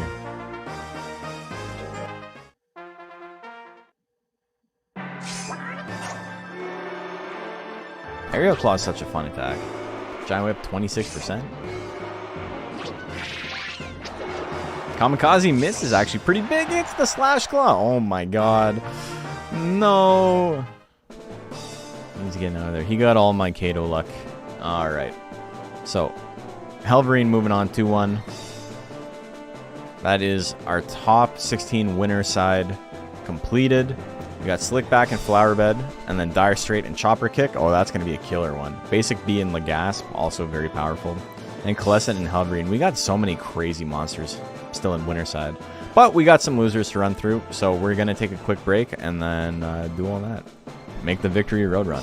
See you guys in a sec.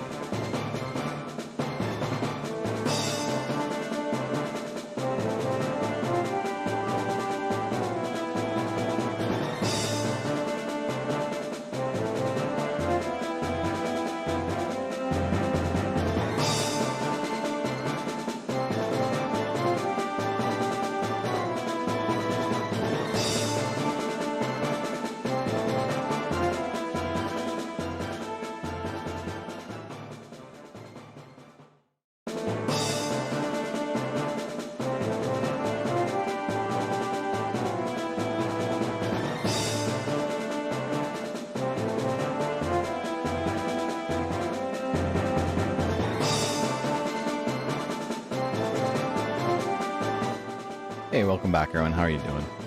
I'm going to have to run downstairs to finish making the tea I was making in a bit, but we're going to get this going, and then, you know, I got 30 seconds every game to make a run downstairs and go get some tea. First up, we got Spicy Grimace and Senorita Slam.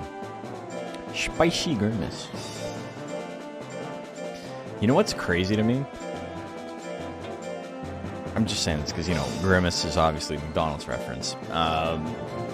There was a McDonald's next to where I live, like pretty close. And, you know, I don't really like McDonald's that much. Not even like in a, it's a treat every now and then kind of way that like a lot of people like it. I'm like not a big fan at all. Senorita Grimace. But it was there, and I do like Egg McMuffins, you know? I'll eat an Egg McMuffin. But the McDonald's by me went under, or it got sold or something for a development project or something, which is like the first time I've ever seen that happen. Predictions live, by the way, because McDonald's, like, that shit makes millions. It's also the most popular McDonald's in Toronto, like by traffic, which is like bizarre because it wasn't downtown or anything. Like it's hard to believe it was, but the numbers don't lie, and they spell disaster for you. But also, there's one next to where I work that I'll like stop into to get a coffee before work when I go in, and that is also gone now. So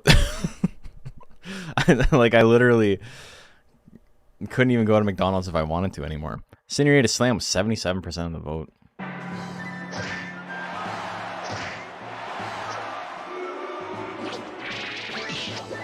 Kamikaze. Jumping Fire. The ease immediately? 3 attacks? Proc ease, look at that. It's over. So I started the $5 meal promotion, they're losing steam. It's kind of funny. Like, you think something like that could, like, you literally couldn't have it fail.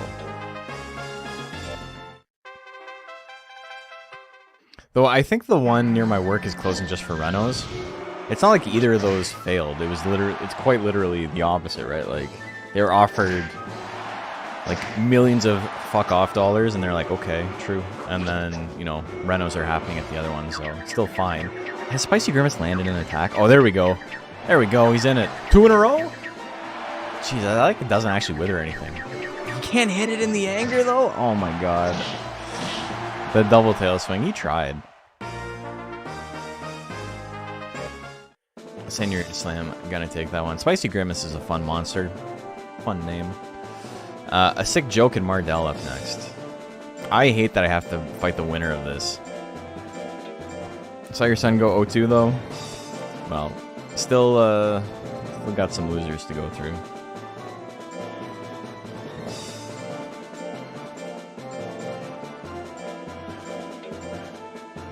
I remember an old 1999 guy that swore Zoom Naga using Fire Dash was the best thing ever. That checks out. Okay. Prediction is live. It's really funny how I've been like, there's been this one guy on my YouTube videos asking like very like genuine questions about like, hey, does it actually work this way? That's the way I always thought it worked, and like stuff like that. Not arguing or anything, just like simply like looking for info. And it's a bunch of stuff that like, you know, is not the case, but you know, these rumors are pretty persistent. And it made me realize like so many people who play this game or like played it back then still like have very, I don't want to say little understanding, but they were taught wrong. 58% on Mardell. Like he was asking today about if stress and fatigue are affected by form, which isn't a thing in Monster Hunter 2 outside of, you know, results from battle. If your monster's skinny, they get more stress reduction and less fatigue from battle, and if they're plump, it's the opposite. But I think it does actually work that way in like Monster Hunter Advance. Like if your monster is skinny, they get stressed out more easily. The grit, he's still in it. Another pat? You only need to hit him with the pat. The bang at 3%, that'd be quite funny. A sick joke, and a grit his way through it. Game number 2. The licking. I love that he's got licking because like it's such an awful move, but you're gonna grab it if you get an intelligence mochi. There's a game that does that. I think it's advanced. Oh, hits the flame at 3%. He's still in it. Another grit though. This mochi can't die. Mochi never die. Pixie is my favorite guy. We see a kick? It hits him. Okay, we're going to a game 3. There's like bits of misinformation from old guide pages are very common. In some other games, yeah. So with his tongue that makes a lick hurt. Would you want to get licked by him? It doesn't actually do much damage. It's just simply like, I don't want to be here anymore. His life bar is so taunting. Flame at 5. She's like, it worked once. I'm gonna keep swinging it. 13 seconds left. Bolt? Bolt's a good play here. Flame is not. Another Mochi Ray. I gotta fight a sick joke. I don't want to do this. He grits too much, man. Could be us, but you playing. Okay, so he's gonna win that one. Beelzebug and Dogface Killa.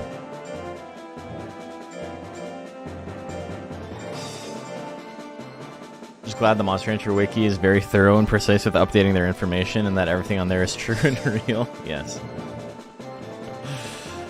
We are lucky to have such a site. When you build that mochi is a poker player who likes to go all in. It's like the opposite, kinda. He's like betting small every hand and just hoping it works out. Okay, prediction is live. Are the stat caps for tournaments listed somewhere? Yeah, I mean, on the Discord and stuff like that. Whenever you sign up for a tournament, it'll have rules, and you just check them out and make sure, you know what's what. Devil Monster? Psycho Mantis? Akuma? 60% on Beelzebub. Yeah, so this is welterweight, which has a 1999 stat cap, which is, for the year the game came out. So your stats can't be above a combined, I was going to say composite, and then my brain, short-circuited quickly. All your stats combined can't be more than 1999, with the exception of stats at 100 or lower don't actually count towards the cap, because they are, how do you say it? It's very hard to lower stats in this game. The game's not really built to allow you to lower your stats very effectively. So to make the game more fun, we just make it, you don't have to lower them all the way down to 1. Too much of a hassle.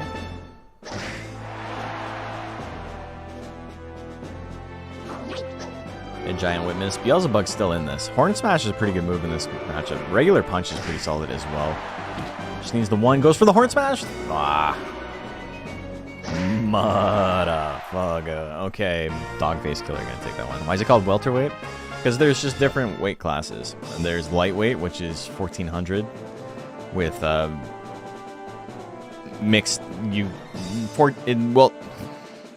Lightweight's a little bit complicated, but lightweight is 1400, and then welterweight, which is the next weight class up, is 1999, and then we have middleweight, which is 2997, which is half of max stats. And then heavyweight is 3,500. So it's just called welterweight because it's a weight class in between middleweight and lightweight. I skid you not and Escudo up next.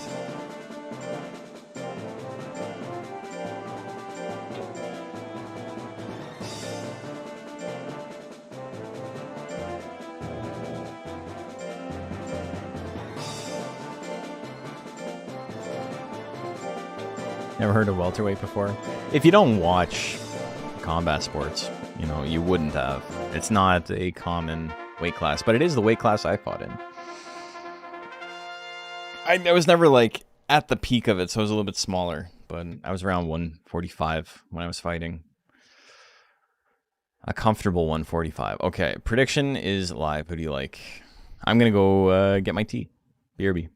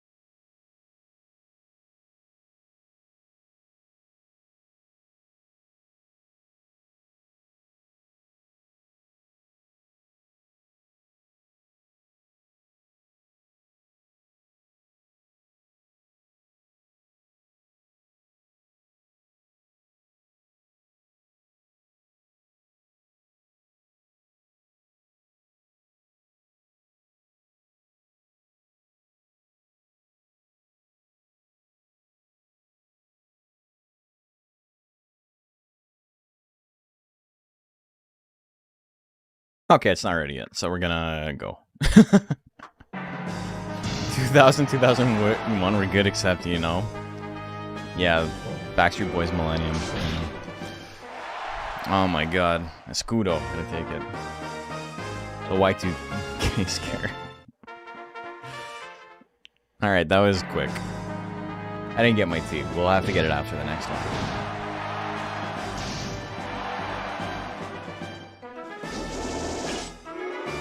I skid you not actually dodging this time. Kick combo. Alright, we're going to game 3. Third hand is a cool design, yeah, that's sick. I'm a big fan of like tanks in games and stuff. Oh my god. Kick, calm, it's all in the bowl. I'm sorry, brother, your monster went 0-2 today. I might be joining you. I gotta fight I skid you not. Duran and Hot Cross Bugs up next. It'd be like that, it do be like that.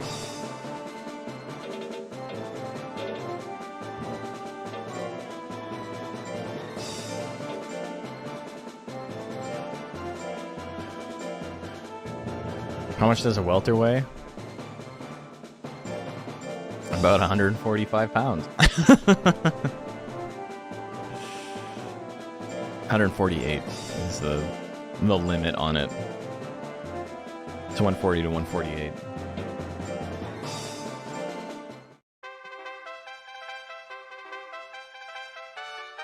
Okay, I went to Escudo. Okay. Predictions live. See you guys in a sec. I gotta go get my tea for real this time.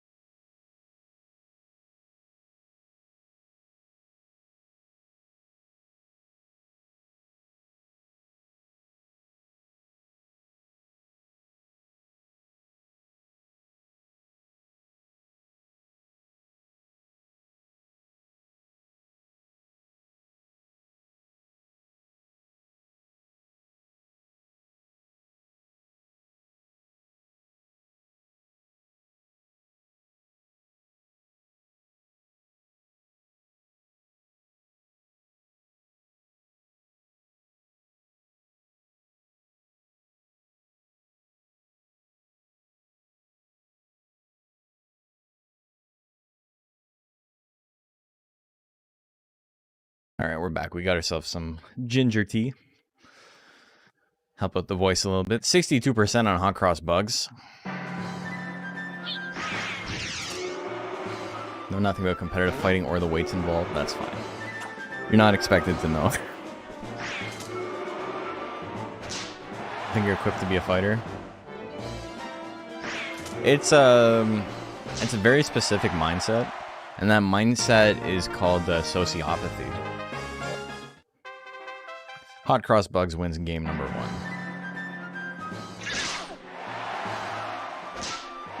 Damn, okay.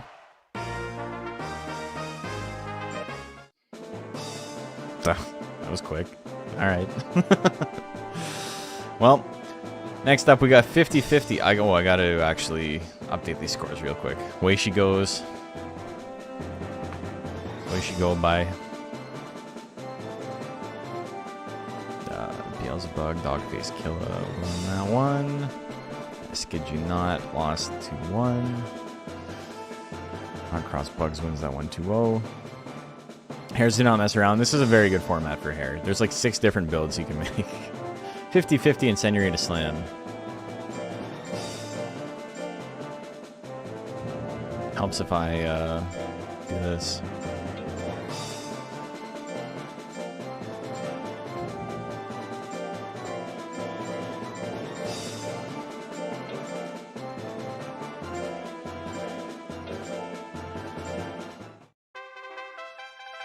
Okay, predictions live. Who do you like? Duran is fun. His stats look like he could be one of the IMA opponents. Yeah, he's a fun monster.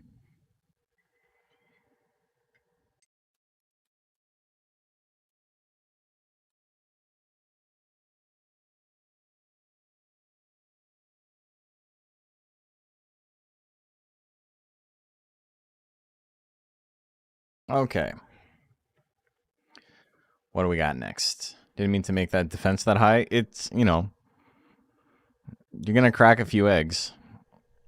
You'll get the optimization down in time. It just takes a little bit of work. 70% on Senorita Slam. It's mostly repetition. Doing it many times, and then you're, okay, this is how this works. 1 damage on the... Damn, okay. And he tried it. He'll be moving up a weight class, lots of lifespan left. Diving press 35%. Does he go for it? He doesn't. Oh, he survives the tail swing? He didn't even get to attack. Come on. Tail swing didn't even kill. Poor pressure, man. Next up, We the People in Riot Control. We got a couple of color Pandoras today, eh? Moving the monster up a class. So, the original idea for the DXBL, and then, you know, it didn't end up working that way because of, like, literally the way that DX works would not allow it. But, the Monster Rancher Battle League, Predictions Live, by the way, which was around before a lot of you guys started playing, was emulator only, because, you know, DX wasn't out yet, so there's no way to play the game otherwise. But what we would do was the Monster Rancher Battle League was you started in rank C. You had a very prohibitive stat cap. You could only get 2 additional attacks. And then if your monster placed top 2 in a week, it would move up to the next rank. And then in the next rank, you'd take that same monster and you would add additional stats and additional techs. And then if they won, they would move up all the way from rank C all the way up to rank S. So you had to keep your monster's lifespan in check as well. So you couldn't just like min-max and have like 10 weeks of lifespan left in rank C and then be like, oh shit, like my monster's not going to make it to the next rank. If you guys are interested in that, I have an entire playlist of the 2nd season of the Monster Rancher Battle League. I didn't actually start recording my streams to put on YouTube until season 2.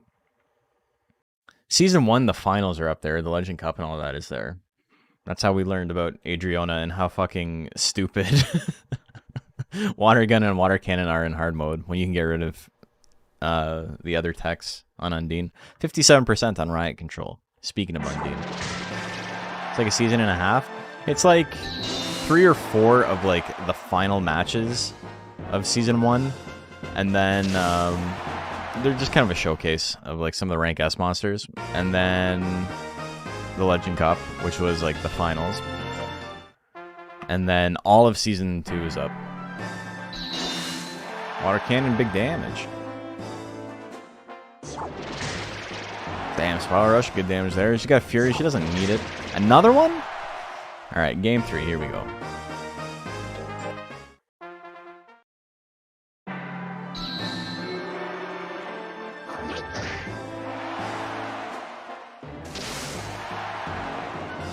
But yeah, emulator was great for that because you would just like send someone your save file. So you just have the save file. And, you know, if someone made a mistake or whatever, I would have the old one. It doesn't really work that way in DX. They have to have it uploaded. And 99 miss, indeed. The arrow lands. Oh, 3 seconds left on the clock. What do we see? Nothing. Riot Control gonna win that one. 99 miss cannon, which sucks, but, you know, when you win anyway. No harm, no foul. Okay, Uncle Cracker and a sick joke. It comes down to this. Not a great matchup, because my guts rate is so slow. I get withered so much.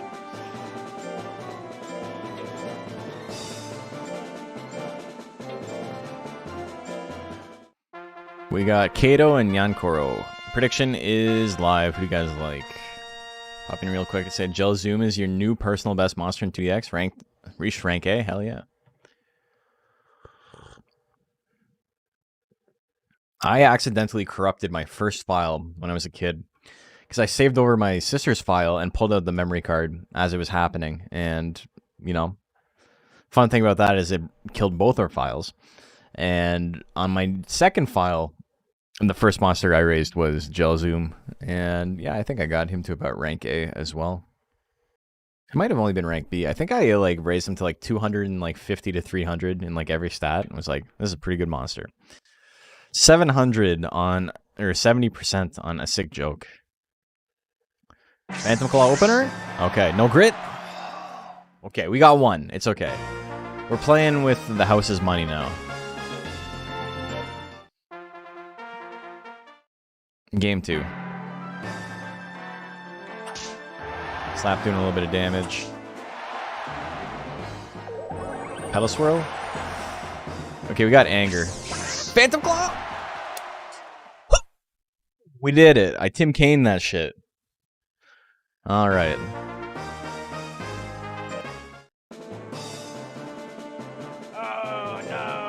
Alright. I beat the champ. I made it happen. Ludo and Dogface Killer up next.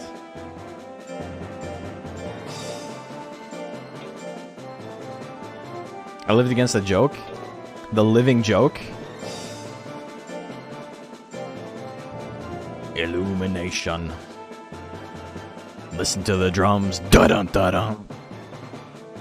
It would be the opposite. Don't listen to the drums. Da-dum, da-dum. Dogface Killer. You guys don't get these references.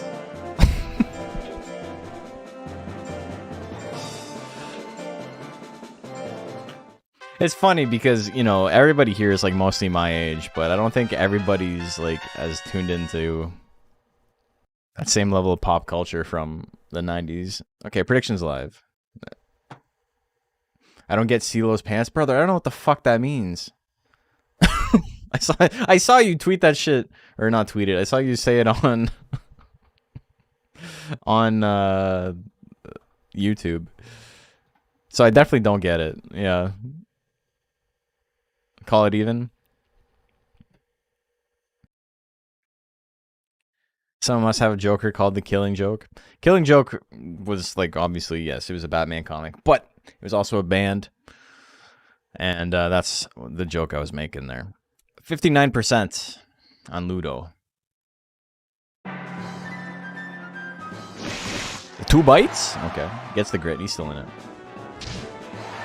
Oh. Okay. Stream's going well, man. 2 bites, 1 HP. I think I saw that on Live Leak. Oh, Ludo's gonna take it? Look at that. That's it.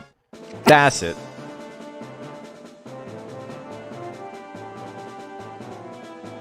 Camouflage and Escudo up next. Never lucky, I feel that. Except, I was, you know, I got my luck out. I got my luck rocks off, as it were. Stupid welterweight.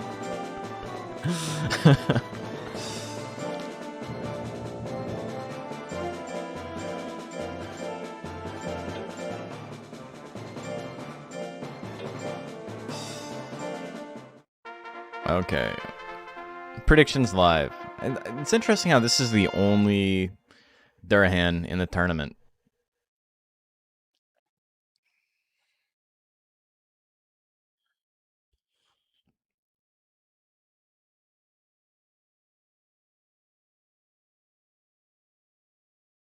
So, I've been running ads every now and then when I have a prediction up, just because, you know, I feel it's not too intrusive, and it does get rid of the pre-roll. So, you know, people who are coming into the stream don't have to see ads. I was doing it during the... Okay, here's a good example. Normally, through ads, I make like maybe like 15-20 cents a stream. If I don't run any ads at all, just pre-roll gets me about 15-20. If I run, it's 50-50 by the way. If I run the ads myself, it's like $1 or something. It's barely anything, but it just stops it from being an intrusive experience for people joining the stream. But on the day when we had the front page in Twitch, ads alone was like $48. I gotta get on the front page more often. I didn't even run that many ads. Free $48 dues. Okay, well that was a set.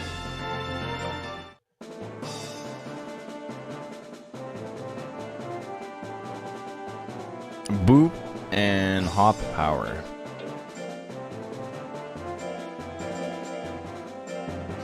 It's like everyone has 1 HP. Yeah.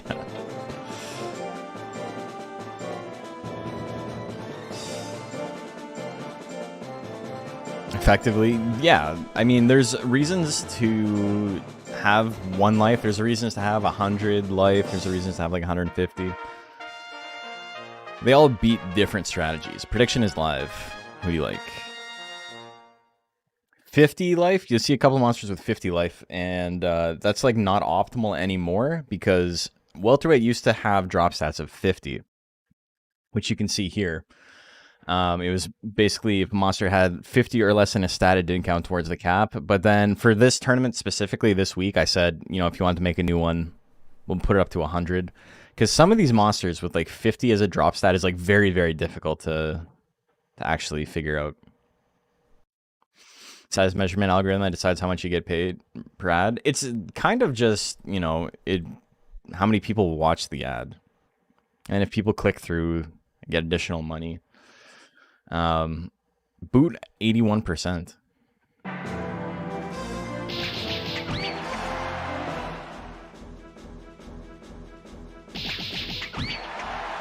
The double rapid flick. Yodel at 99, you're so fucked, dude.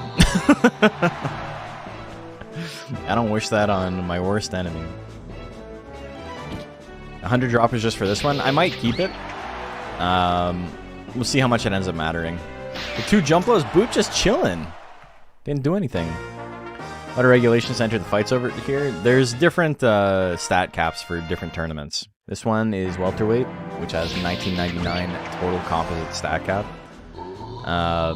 But then there's others that are more prohibitive, some that are like less restrictive. It depends on the tournament. We try to mix it up so it's not just like you make 1 monster and then you never have to make a second monster. Damn, the power yodel. Yeah, if you want to see all the tournaments and stuff that we currently have active and read the rules and stuff, you can do !Discord, because I post all my stuff there.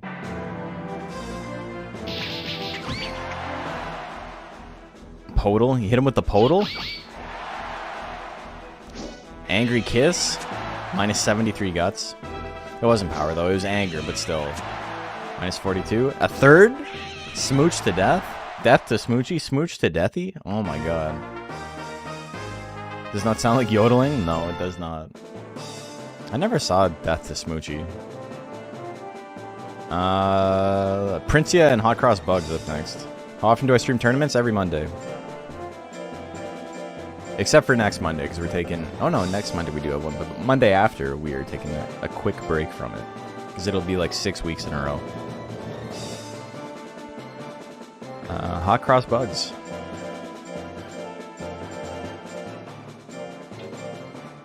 Yeah, I stream 3 days a week, Monday, Tuesday, and Wednesday at this time, and every Monday is a tournament of some kind. Predictions live.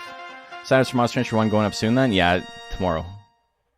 Or tonight, one or the other. But either way, you'll have like 3 weeks to plan. I mean, you've had like months to plan at this point, but you'll have an additional 3 weeks. Seems to be fighting hairs this tournament.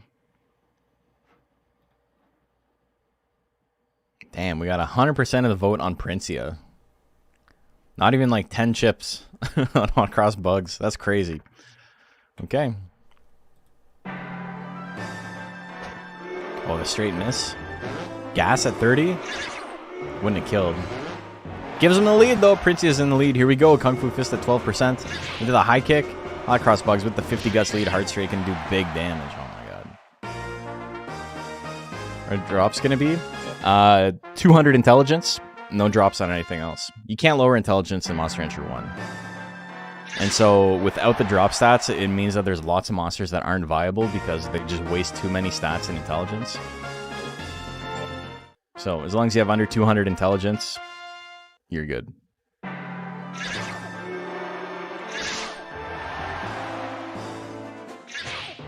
High kick at 20, gonna miss.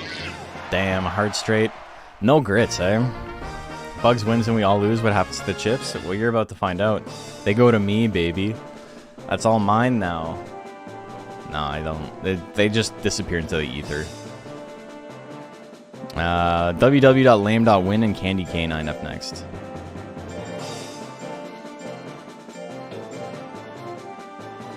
If one was a mad lad and making an int build, then no drops, yeah. But that's pretty easy. It's easy to lower stats in Monster Rancher 1. It's just you literally cannot lower intelligence. There's no way to. So if a monster starts with like 170 intelligence, they're basically non-viable for competitive. Okay, prediction is live. Unless that 200 drop stat is in place, you know? The fact it always drops stats by -4 is nice. Yeah.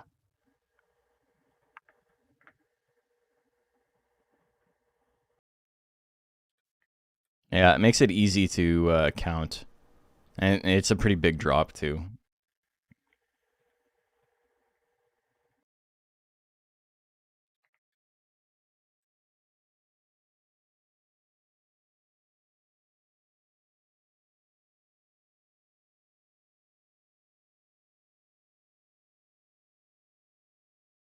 Okay, what do we got here? 72% on lame.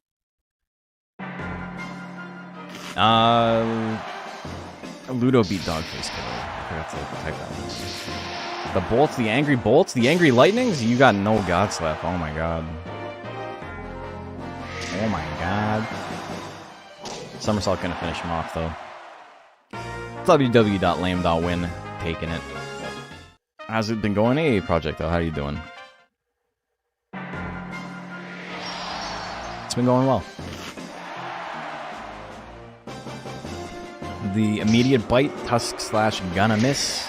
Ice bomb doing a little bit of damage. Needs the crit. He gets it. On the second one, the sting misses. Candy Canine still hanging in there. The somersault at 60. Can't grit twice. It's unfortunate. This is not Monster Rancher 4. Got back from the gym aiming to lose more weight. I've been like kind of slowly working on the weight loss grind, but more so it's difficult for me because I'm putting on like more muscle than I am like losing weight. So I've been pretty consistent.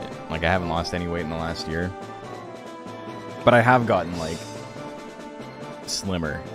I just happen to weigh the exact same. It's funny how that works. Everybody's body's a little bit different that way. Dr. Morty Incendiary to Slam up next.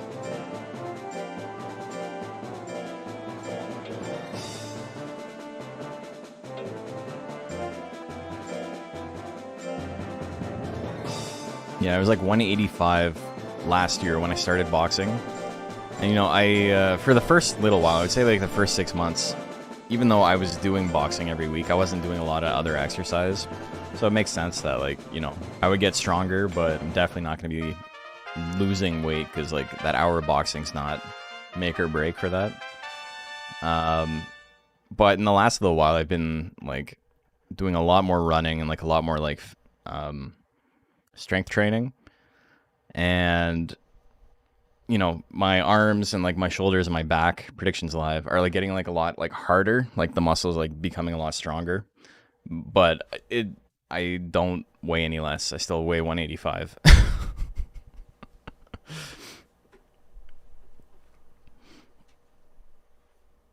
Sounds like I'm doing fine on my health journey. Yeah, I'm just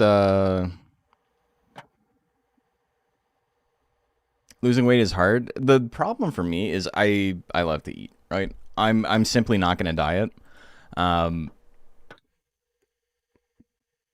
not going to pretend I am. I think that's, you know, people delude themselves into thinking they're going to do a thing when they're not going to do it. 66% on Scenario to Slam. I'm absolutely not going to just shoot for 210. No, I'm not going to diet. So, you know, come what may. The amount of exercise I need to put in to not blow up is the amount of exercise I got to put in. It's not even that it's hard. It is hard. And I've done it before, like when I was fighting, keeping weight. Because I fought one fight at super lightweight or junior welterweight, whatever you want to call it.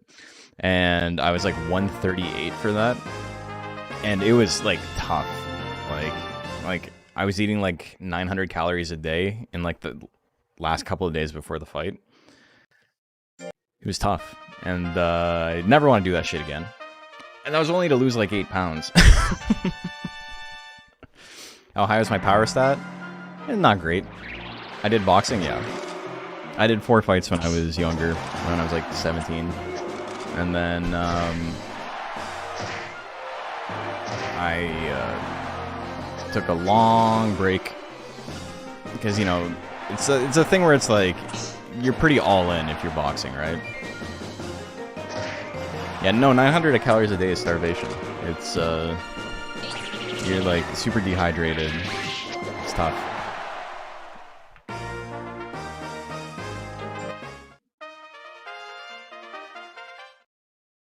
But that was to lose like the weight in the last week or whatever. Wasn't the healthiest cut. But like when you're young, like your body can like, you can bounce back from it. If I tried that now, and it would take me like months to recover from that, I think. Before I felt like I had my energy back. But yeah, doing just boxing training now is a lot of fun. I don't have like a fight scheduled or anything like that. Like I don't think that's ever gonna happen. But I would, you know, like to get back into sparring pretty consistently. Okay, Senorita Slam, I'm gonna win that one. Dash and Fart and Riot Control up next. Probably much lighter. Well, I mean, my walking around weight was like 145. Or like 150-ish, and then I fought like at 145. So it wasn't that big of a deal, but like trying to cut to like 138 was like really, really rough. And now, yeah, I weigh 185. I'm not in the same shape, but I am bigger. Like I am like significantly more muscular. And like I'm not like big, like bodybuilder big. Predictions Lab, by the way, or even like regular gym bro big, because I've never like really liked that look. That's never been a thing for me. So even when I am, what am I, 6'4"? No, I'm 5'9". I'm like a rectangle. I got the triangle, but I got very wide shoulders. I have a very big back, just like genetically. I have an extremely long reach for someone who's 5'9", which is why welterweight was an okay fight class for me, because I could, you know, I had like a similar reach to the guys who were like 5'11". 66% on Riot Control. I'd be interested to like re-measure my reach just to see what it's at now that I'm an adult. Show us topless Nash? No, I'm not. I got the belly. I got a little bit of a belly. I'm fine with the way I look though. I'm not hung up on that shit. I was talking to my coach about it, and it's funny because like the way people see themselves, like this isn't like breaking news, but the way people see themselves is not the way other people see them. And it's very easy to get stuck in your own head.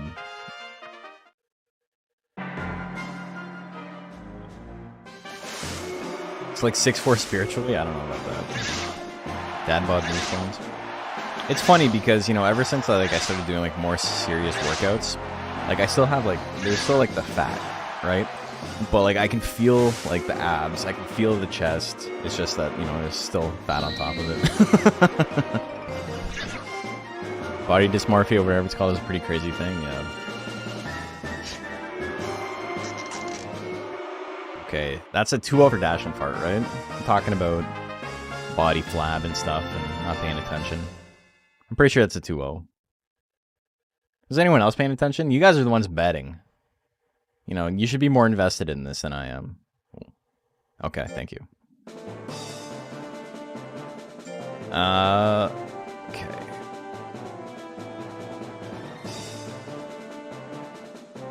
Be Italian and... No, Jim Bob and Uncle Cracker. Yeah, I'm not like I'm not ripped. But I'm also not like a wear my t-shirt in the pool kind of guy.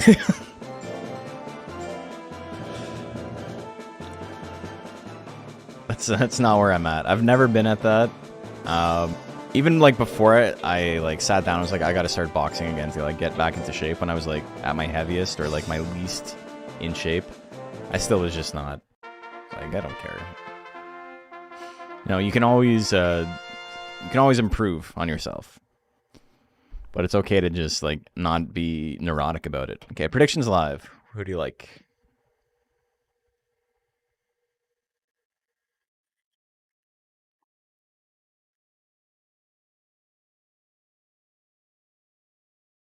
I remember saying that people were saying that it's probably someone who sees you X way, and another person might see Y way. You see yourself Z way, yeah.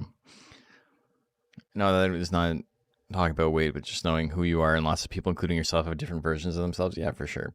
Or even just like when I'm streaming, right?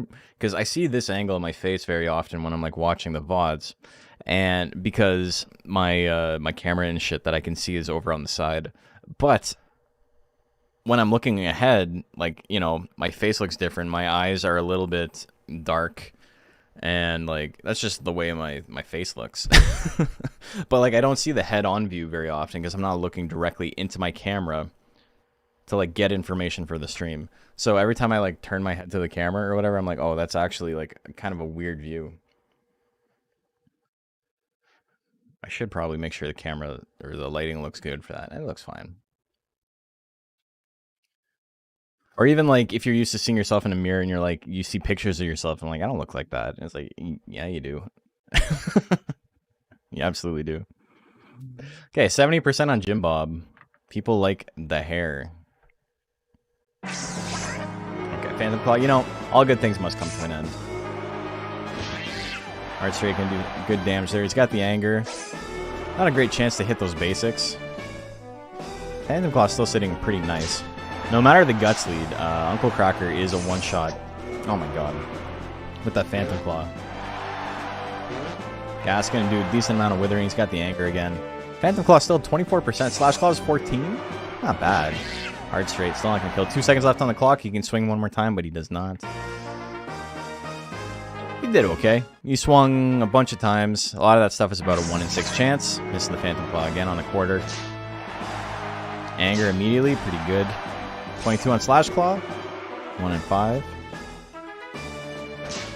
Another straight. Another anger. Thrust Claw at 18. The 1-2 punch can do a little bit of damage. Phantom Claw at 30. Not too bad. Still can't land though. Thrust Claw at 14. Damn, dude. Starting to get to a point where it's like unrealistic that he missed this much. Okay, fuck off.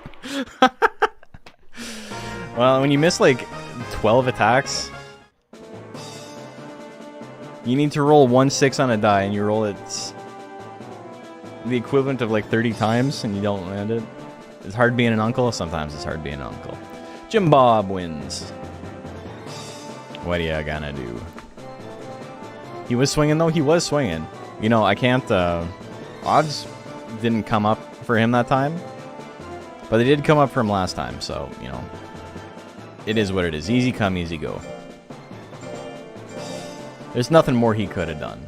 Unk needs to sit down. Those edibles are kicking in. I think it's the cataracts that are kicking in.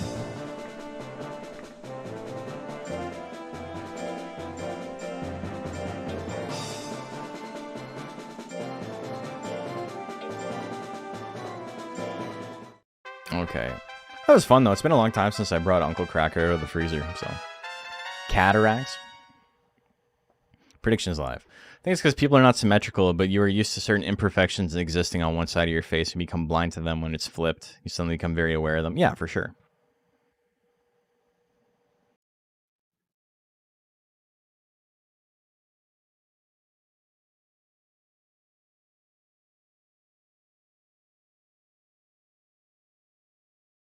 A thing I noticed, and like it doesn't really, I don't know if you guys are gonna like obsess about this now if I say it. A thing I noticed like recently is that one of my nostrils is bigger than the other. I got the Hank Hill syndrome. 71% on Beatalian. But I've literally never noticed before. Like I've lived 34 years of my life.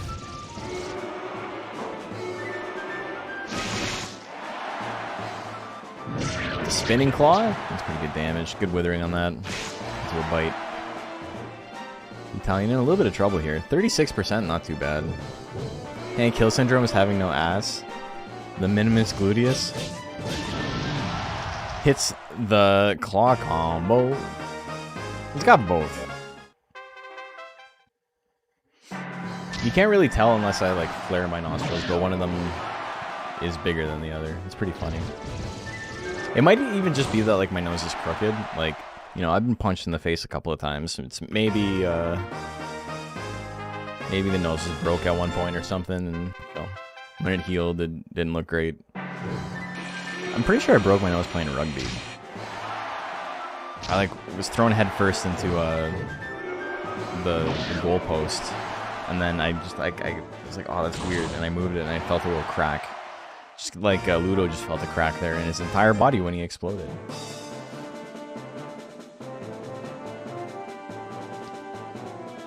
I look like a hooker? What does that even mean? Oh, for rugby. No, I was 8-man. I threw the ball. Yes, rugby position. Sorry.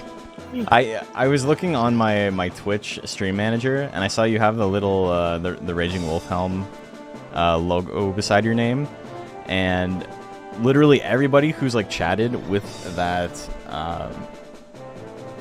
what do you call it, with that little flare beside their name has been like a huge like degen in my chat. So I was like, I thought this was just like a random person. I didn't see the name immediately. Okay, Tom, Dick, and Harry and Escudo up next.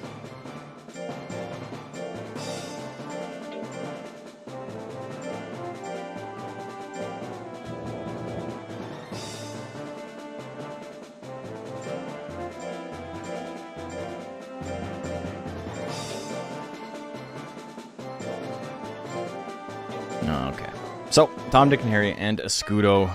That went to Battalion won that one. Prediction is live. Who do you guys like?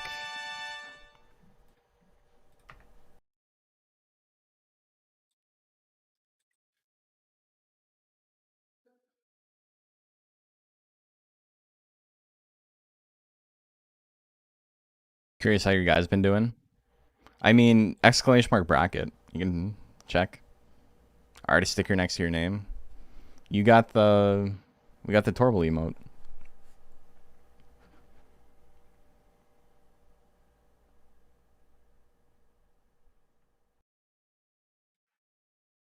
Okay, 50-50 on the bets.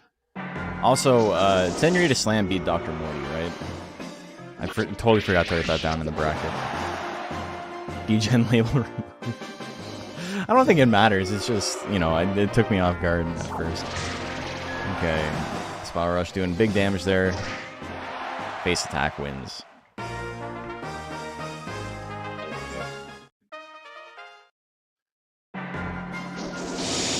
Ooh, Rolling Slash, big damage. We're going to game 3. Don't be a coward.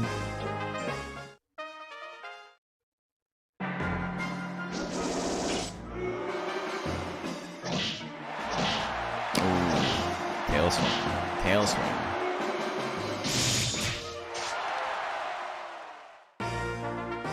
Tail swing wasn't the play. That's all I'm going to say. Scudo moving on. He's a scooting on. Is Rolling Slash a good heavy tech? No. It's not, but, you know, if you land it every time, it's pretty good.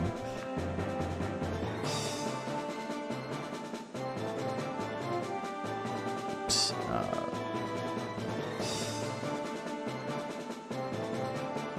Okay. Battalion. Scudo wins that one 2-1. I don't think anyone likes Rolling Slash, to be honest. It looks cool, though. I'm bound to win and boot. If you want to see Rolling Slash, you should just get Slash combo instead, because he does a little Rolling Slash in that move anyway. Had some people swear by it. I think round opening Rolling Slash is like essentially as bad as round opening rolling or roll assault from Zilla. Like, it's not good. It's fine in a format where one hit kills.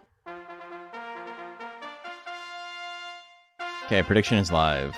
Rolling start. We're making decent time considering we started at like almost 9.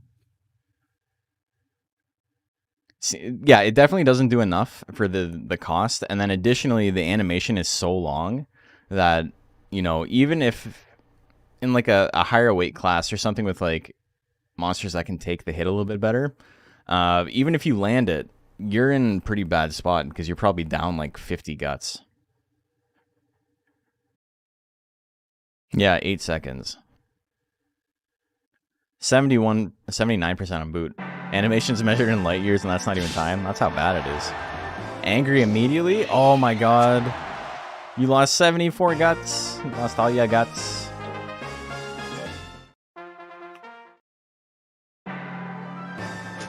No Tyros have to face? Oh my god. They're done. 2 hits. 2 up, 2 down. GG's. Next up, Matafleur and Hot Cross Bugs.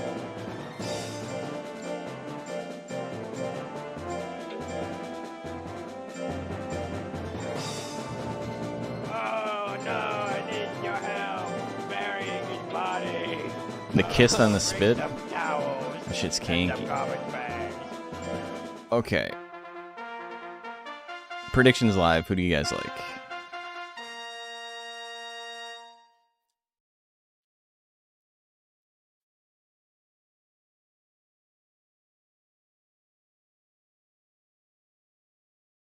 $999 power, and the 200 skill is so funny because it's like if he has to, he hasn't had to fight too many speed monsters in his career, I don't think.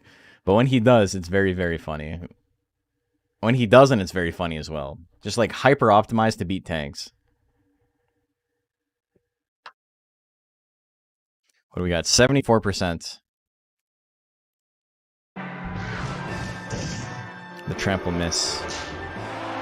Good damage on the straight. 2 straights. Hot Cross Bugs gonna take game number 1. Game 2, here we go. Misses it again. Damn, the bite.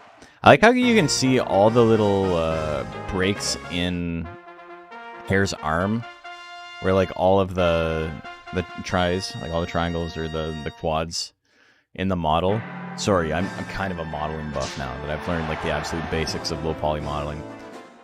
But the little gaps you can see there are because the texture is like pushing up against an edge that like doesn't actually have any info. Like basically they need to go like 1 pixel further. Also the trample hit. They need to go 1 pixel further when they were painting the brown on his arm to cover that, and they didn't do it. What were these devs thinking? If you want a good example of that, you should check out the Centaur I made, because I made the exact same mistake like many times. Dicey and www.lame.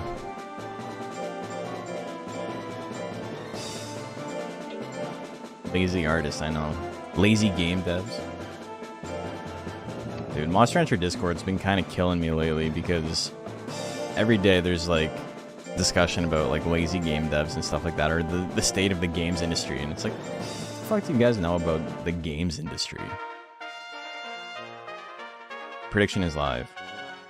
Brother, you can't get my order right at McDonald's. Like, don't worry about the games industry. Worry about making those fries. Enough to bullshit. But that's the thing. You can't bullshit a bullshitter, brother. It's not my Discord, the main Discord. I got like kind of tilted today. I got tilted yesterday as well, but today they were like sharing shit from people who were like, all games are woke now, and games are bad because woke. And it's like, you guys need to fuck off. Like 90% on lame win. It's so funny to see people who are like, Twitter's a cesspool, and I'll never be on Twitter because all those people have terrible opinions and they suck, and like, it's just degenerate fighting. Also, I agree with everything everybody says. Like all those degenerate Twitter users, I agree with everything they're saying 100%. And it's like, you guys are stupid. Like why do you have also GG's important dicey?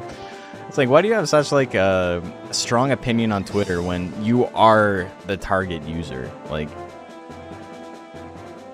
that shit's made for you. Am I a Canadian streamer? I am, yes. Senorita Slam and Dash and Fart up next.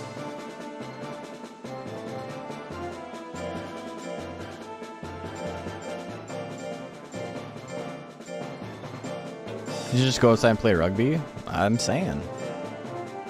Go home and enjoy sports. And, you know, as much as it's like, I could simply ignore it, the fact that it's like every day in the Discord and it's monopolized all of the conversation in like the not Monster Rancher chats has made it completely unusable. Every time I talk about something, it gets co-opted by someone who's going to write a 4,000 word fucking essay on, does anybody have Jeff Bezos' home phone number? Or like, just like, the most like inane shit. Or it's like, do you guys think they're making women uglier in video games on purpose to lower my testosterone? Like, I don't know. 75% on Dash and Fart. Diversity, representation, shoehorning DEI to the point of cringe. The thing is, the second one doesn't really happen. What you are seeing is bad writing and assuming malice where there is simply negligence.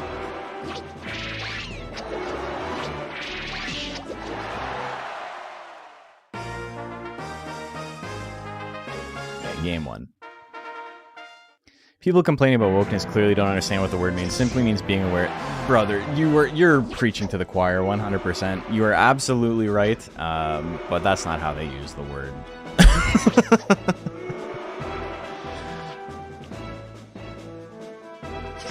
When people criticize it, they get labeled. No, that doesn't. I'm sorry, that doesn't happen. No, it's almost entirely made up.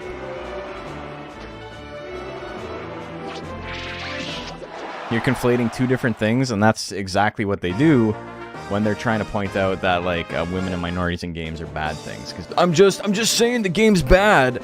Oh, I'm just saying the game's bad. And it's like, no, you're not though. Like, I can read. Like, I know what you're saying. It's like, I'm just trying to criticize a game that's got flaws. And it's like, okay. Sure, man. The problem, Sham L Rock. Thank you, brother. Deathmos, as it were. The problem with a lot of this discourse is that people who are extremely bad at reading other people think everyone is as socially inept as they are. Right? That's literally all it is they think I'm really bad at picking up on cues, so no one else is going to be able to tell what my real intentions are. Jim Bob and Battalion. I don't go outside, so I bet no one else goes outside either. I'm just sea lining all over the place. You're just jacking off. Just asking questions. We got, yeah, Battalion.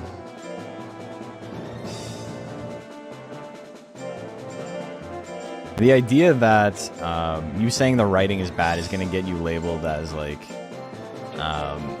sexist or whatever is just like simply like not real. It happens in like extreme cases. Prediction is live, where in the same way that like me saying I like Chinese food and someone jumps in and is like, oh, so you hate Japanese food?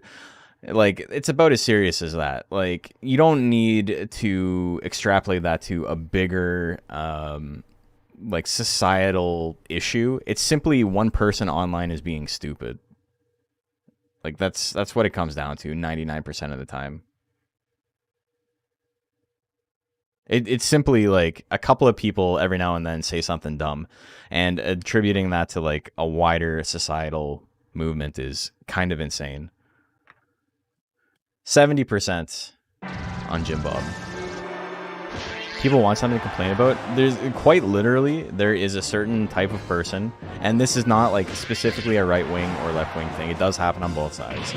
You know, not to both sides it, but this is definitely something that happens on both sides. But there's a certain personality of person who wants to be culturally like aggrieved.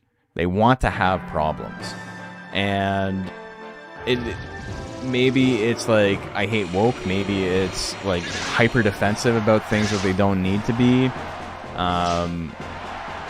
But it's like they simply want there to be a conflict.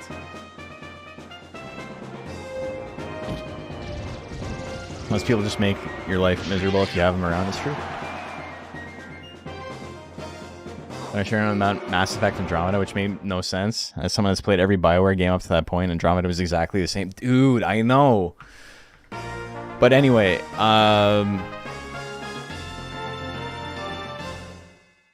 person A said that this game is boring. Other person B said this person who was black is DEI. The woke side will also label person A as racist, even though A doesn't say any DEI arguments. I mean, we could sit here all day and win arguments against people who don't exist. Like, you're making good points, fighting the guy in your shower thoughts, but like that's quite literally not something that happens as often as people pretend it does. Yeah, what if the earth was made of pudding?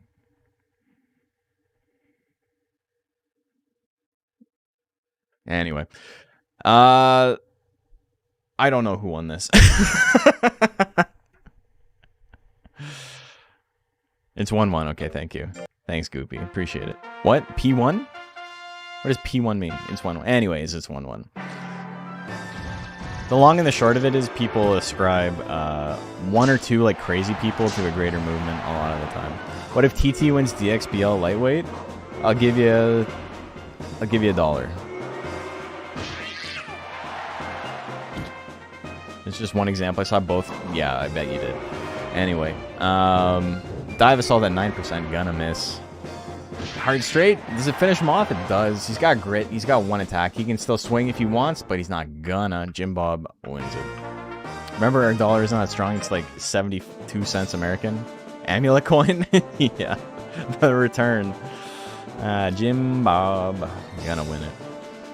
Escudo and Boot up next.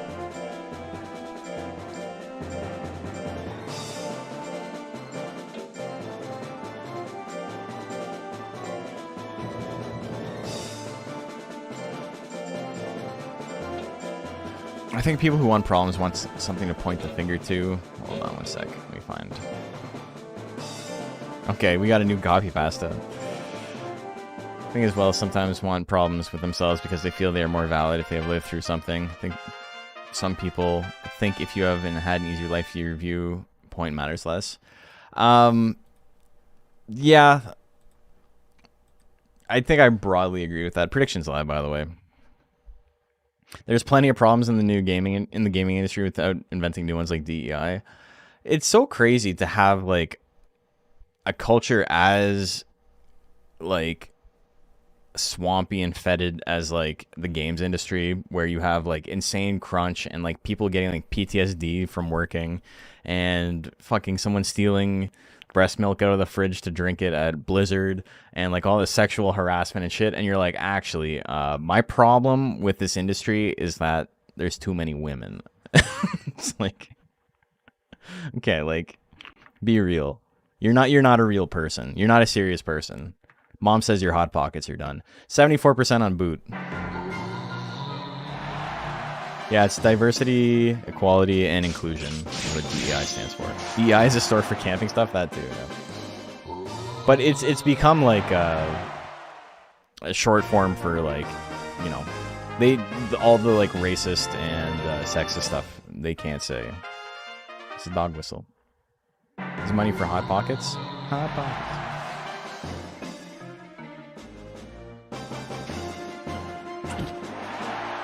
It came up to the dude on Twitter who's tourist different fandoms looking for stuff. You're talking about Grums. Yeah, that's not actually true, I don't think.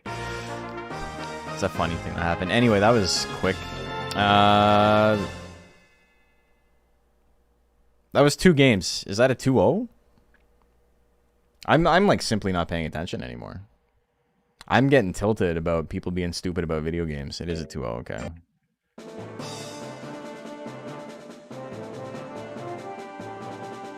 I thought DEI was a company that put stuff like Ninja Bread Man, but that was DDI? Oh no. I've never played Ninja Bread Man. It's one of those games that looks like complete shovelware garbage, and everyone I talk to is like, yeah, I love that game.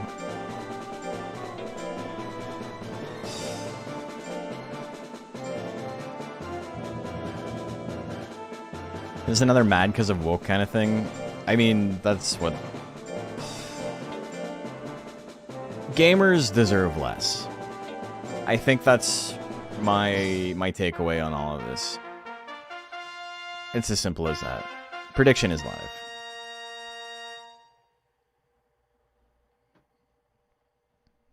Don't understand. I'm trying all in on my escapism, and it feels like someone is trying to mess with my safe space.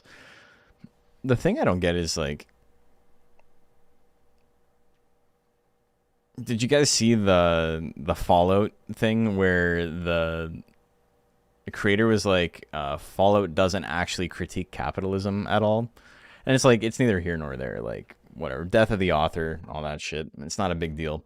But, it very clearly does. Like, and everyone's like, oh, you guys with your media literacy talking about capitalism and this and that. And it's like, okay, brother, like, you know, he only made the first game, right?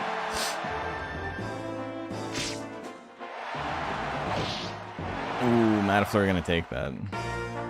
But the society that lives in vaults and like basically what is like a company town after nuclear fallout like kills everything on the planet.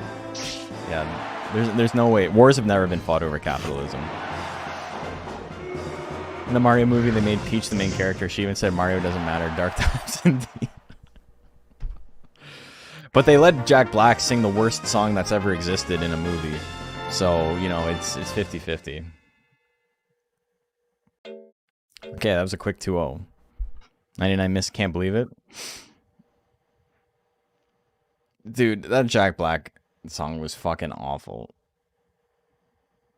That's a weird way to pronounce. We don't talk about Bruno. Tecmo, please. The 99 misses. We haven't seen too many of them. Shadowverse. I don't know what that is. I feel like not knowing what that is makes me a better person. That is a 2-0, right? God, these matches are going by so quickly, and I'm just, like, being angry for no reason. Okay, so, we had Boot win. We had Matafleur win. I know the Shad thing we're all talking about. I don't think it's the same Shad. Battalion. Okay, I've lost the plot entirely. Like, we got... I had to vent about how the Monster Rancher Discord is like Twitter for people who think they're too good to be on Twitter, and now my brain is just completely malfunctioning. Senorita Slam and Dash and Fart. We had... I don't remember who won that one. And Jim Bob and Battalion. I don't remember who won that one either. My brain is going insane. Okay. Senorita Slam, Dash and Fart. One of you guys raised one of those monsters. Okay. Jim Bob won and Senorita Slam won. Thank you. Sometimes this happens. Sometimes, you know, when you run a billion tournaments back to back, it all starts to blend together. All right, we're back to winner's side. We got top 16 now. Also, that does mean Dash and Fart, Battalion, Escudo, and www.lame.win did make top 16, but they are out now. It is called Monday Madness. I'm quite literally going mad.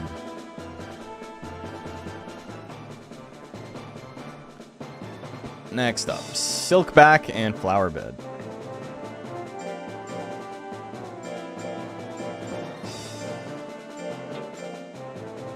Swirling in a cosmic soup, a cosmic gumbo, if you will. Feel awkward talking about it here now. I think a lot of things in a topic like this are not as serious one way or the other as people like to think it is. Prediction is live.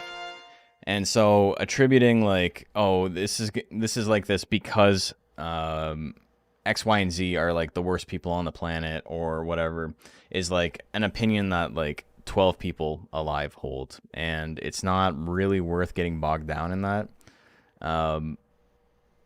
But the whole point I'm told I'd be better off stop talking. No, you were told that you were digging yourself into a hole by talking about how people are not allowed to criticize games because they get called racist and sexist, which is like not really true. Like it does happen, but not any more than me saying the word degenerate on stream is going to have people going like, you shouldn't say that because that was a word the Nazis used. And, you know, I get it. I understand, but it's going to take a while for me to like remove it from my vocabulary. 80%. Also, it's a funny word.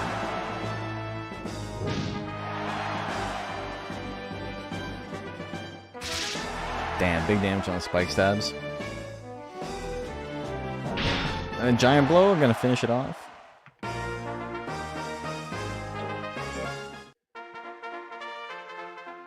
Slick back. Criticize games, new game bad, old game good. It's true. Damn, the tentacles, that shit does so much damage and withering. Simple solution, don't buy what you don't like, it's not that hard. No, but if you don't tell people you're buying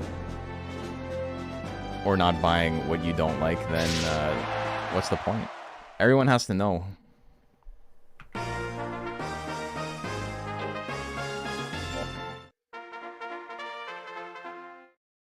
One thing though, the woke racist arguments is something most casual normies don't know or care about usually. Yeah, no, that's true.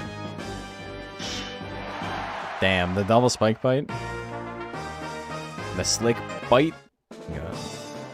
Reject Concord, embrace Overwatch. That was like what they were talking about. They were talking about DEI and Concord and shit like that.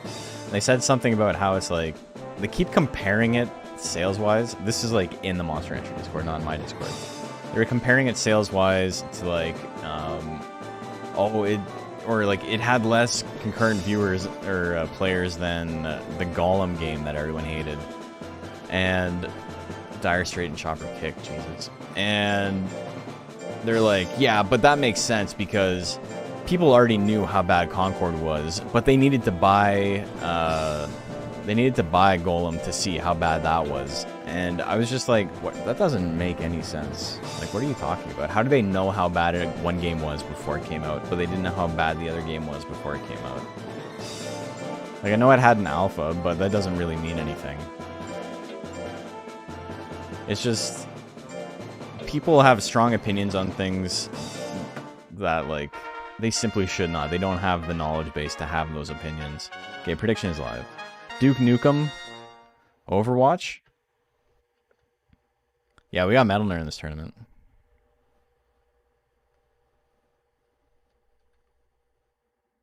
Concord's art direction is abysmal. I don't think it looks good. Yeah. It's really funny because it just, like, on a base level, kind of looks really shitty. And, you know, the people who are, like, perpetually aggrieved and trying to find problems is like, it's sold bad because one of the people is disabled and, like, they don't look like normal people. They're black. It's like, you guys are fucking insane. The game looks like shit. It didn't sell because it looks like shit. It's got nothing to do with how many minorities are in it. 50-50. It's pretty shitty too from what I've heard. Yeah, it doesn't look like a good game. And like, as simple as that. Saying it failed because people are sick of like being force-fed like minorities in their video games is like legitimately like schizophrenic behavior. That doesn't make any sense. Never heard of it until today. I found out about it like last week, and it was just through people talking about how ugly it looked, and I looked at it and I was like, yeah, that shit looks ugly. And that was the end of it.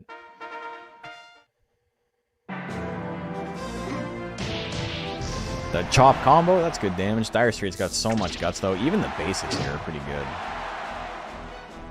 Back charge is the play though. Look at how much damage that shit does. Into the straight. Withered. You never get to play the game again.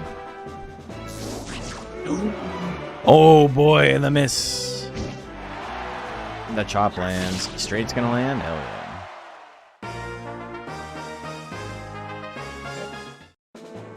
I don't think anyone's beating the Joker. He's the true Joker. Basic B and Legasp.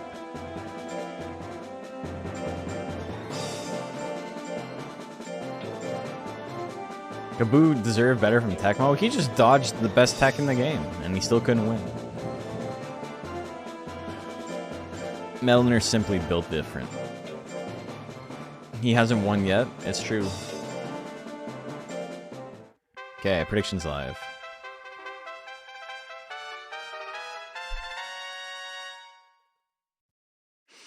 I knew one small game studio with 2 owners. One was a far-right Trump fan. The other was a leftist who I had mentioned. He's trans-inclusive multiple times. They got along well. One of those people is lying. It's as simple as that. They simply, one of them does not actually care about the thing they say they care about as much as they pretend they do. That's another case of like pretending nobody's able to read the room. That's absolutely not the case. 99% on the gasp. Good God. My coworker tried to tell me the reason they were losing customers was because too many minorities worked there, when the actual reason was that we were always egregiously understaffed and a super Kroger just opened across the street. Yeah, what are you gonna do about that? Oh, he doesn't take it. No, the diving press miss at 90. Oh boy. Oh my God.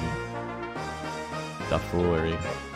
The foolery and no advantage taken of it and then missing immediately. 2 bites can do a little bit of damage. Not what he wants though. Gust Breath also not what he wants. He's got the anger. You're not going to get to attack again. It's over for you. That was really low rolls on the Withering too, and it's still too much. Anyway, big payout for the one person who bet on the extremely overdog. Robodog missed because of DEI. He's not a Robodog, he's just got armor on. Coalescence and Helverine up next.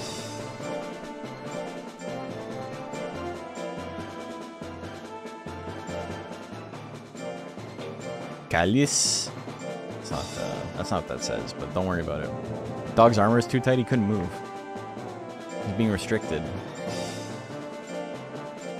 I've wanted to enter like a purebred Baku into a tournament for a while, because I think purebred Baku is pretty funny looking, and I don't think I've literally ever seen one in competitive play. Predictions live. Is this what gambling feels like? Yes, sir. Me, a diehard capitalist, and second best friend is left-wing anarchist. You'd be surprised what binds people together. I think economics is significantly less divisive than the social aspect of it. I don't think two people, if one person's like, I support trans rights, and the other guy's like, I think they should be put into camps, you guys are not actually friends. Like, one of you doesn't care that much about the thing you're saying you care about. If you're like, I don't think we should spend as much money as we do helping the homeless, and the other guy's like, I think we should probably spend more, like, that's maybe not a complete deal breaker in a friendship, you know? It's not the same thing. 63%. 63% on coalescence, 63% on the aerial claw. Flame Cannon gonna do good damage, puts him into the Withering. Another one? Damn, he loves that shit. But Helverin keeps getting anger. So, oh my God! That's a good way to abuse him, I guess. He's got a little bit of speed. Aerial Claw misses. Flame Cannon 44. Do we see him in anger again? No anger this time. Hits the beak, it's not enough. Helverin's still hanging in there. The reel comes out. Oh, you're super dead. No grit on that guy. We do agree on most social issues. I do think the social issues are like a little bit more binding than the financial and like economic ones. And I say that from like experience with my friends, because I have friends who are like further right wing than I am as far as, you know, how much money they think should go into social programs and things like that. But like we agree on like basic human rights stuff. The Gasp and Senorita Slam.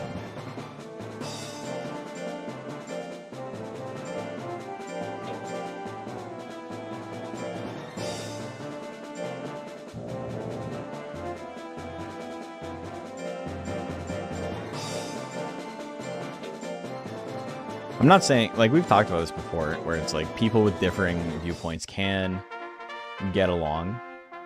Prediction is live, but there are lines that, like, you can't cross. Everybody's line is different. Speaking of capitalism, my coffee, thank you. Appreciate it. There are lines you can't cross, and where that line is for everyone is different, but pretending that person is, like, you know, less than or whatever because you cross that line is, like, completely, like, an insane way to live your life, basically. Like, oh, you should be able to put up with anything and still be friends with people is, like, nah, man. No, that's not how it works. 90% on Senorita Slam. Oh, the diving press miss at 13. Dust Cloud gonna miss?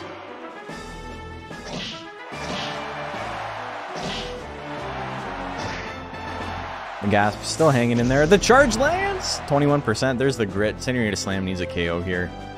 Dust Cloud still got a decent chance to hit. Oh, the giant whip miss at 84%. 2 bites. Mama. Misses it. Hits another charge. He can't hit the hit dex, but he can hit the charge. I think it's the only monster in the game whose charge is not a hit tech. Diving Press moves. I guess Mono as well. Friendship involves respect. What's considered respectful is subjective. It's also like...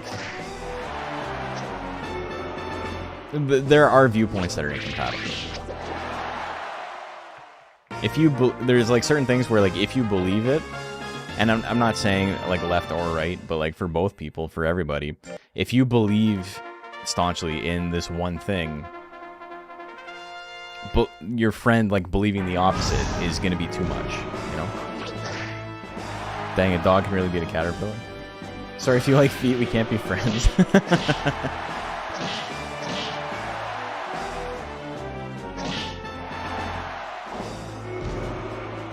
I also think there's a little bit, how do I say this? People put too much emphasis on respecting other opinions. It's okay to just be like, you don't know what you're talking about. This shit is stupid. Like, like if somebody is like wrong, you don't have to be like, honorable men can differ. Like if they're wrong, they're wrong. Helverine and Jim Bob. But again, there's a line, right? It's not always that serious. You don't always have to bring it to that extreme, but sometimes it is necessary to point it out.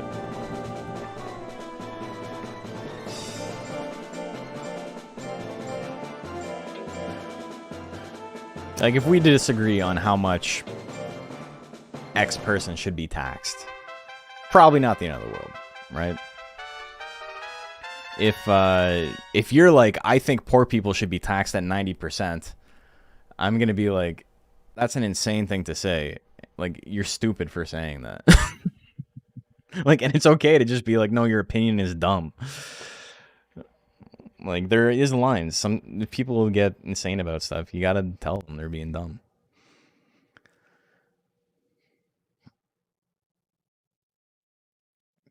Not a single person on Helverina. I'm not poor, I'm destitute. That's true. Spicy white, eh? I feel that. Ultimately, a discussion should be made in good faith and in accordance with reality of the best person's ability. I think that does a lot with like dispelling like negative emotions. And people will, you know, they'll be more receptive to your ideas if you're not being a huge asshole about it. But sometimes it's just, you're like, no, you're wrong. Like, this is a crazy thing to believe. And you have to pick your battles. Sometimes it's not worth trying to salvage the discussion.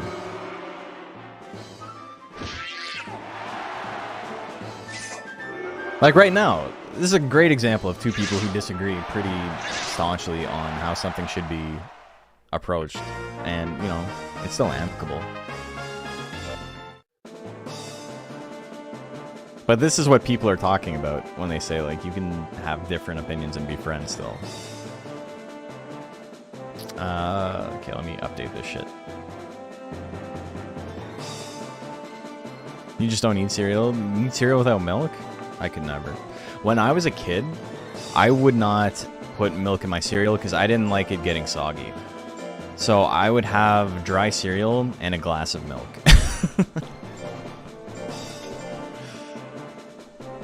Kiddo didn't drink enough booze before the match. Maybe he drank too much. Been getting into oatmeal. I've been trying it. It's good. I'm easing myself in. Water on or after you add the toothpaste? How do you do water on after you add the toothpaste? There's no other way to do that, right? Like, you can't put the toothpaste on after the...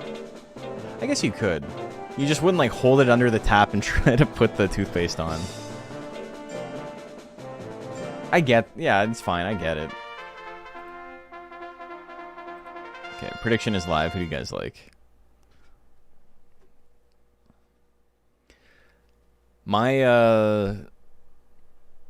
My first thought when you said that was that they had the thing under the tap, the toothbrush under the tap, and then while the water was running on it, they were trying to put the toothpaste on. And I was like, that's actual insanity. Not even virtual insanity, but like real insanity. But no, it makes sense. Like, just wet the toothbrush and then do it. I get it. That's not how I do it. 70% on boot. Give him a big kiss. Give him a big smoocheroony.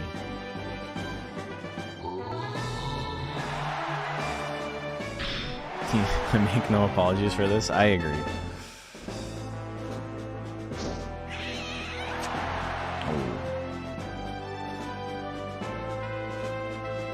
But yeah, I don't know. That whole conversation of like you should be able to like amicably disagree is like, it's so loaded.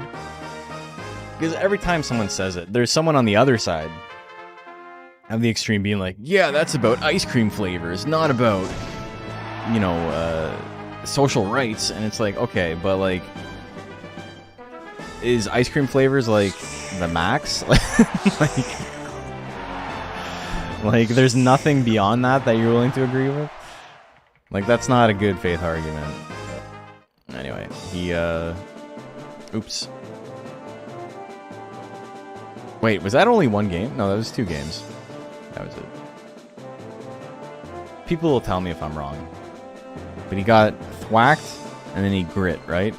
And then he won game 2. Yeah, he got 2 games, yeah. Boots winning the tournament?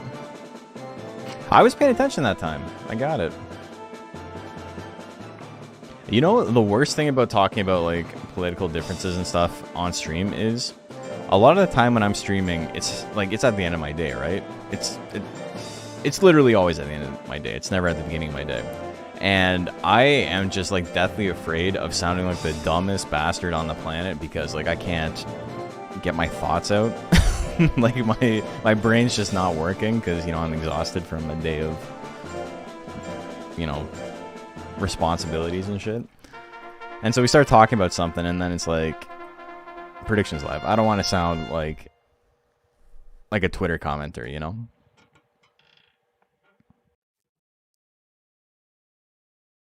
Fine talking politics, just never at family functions.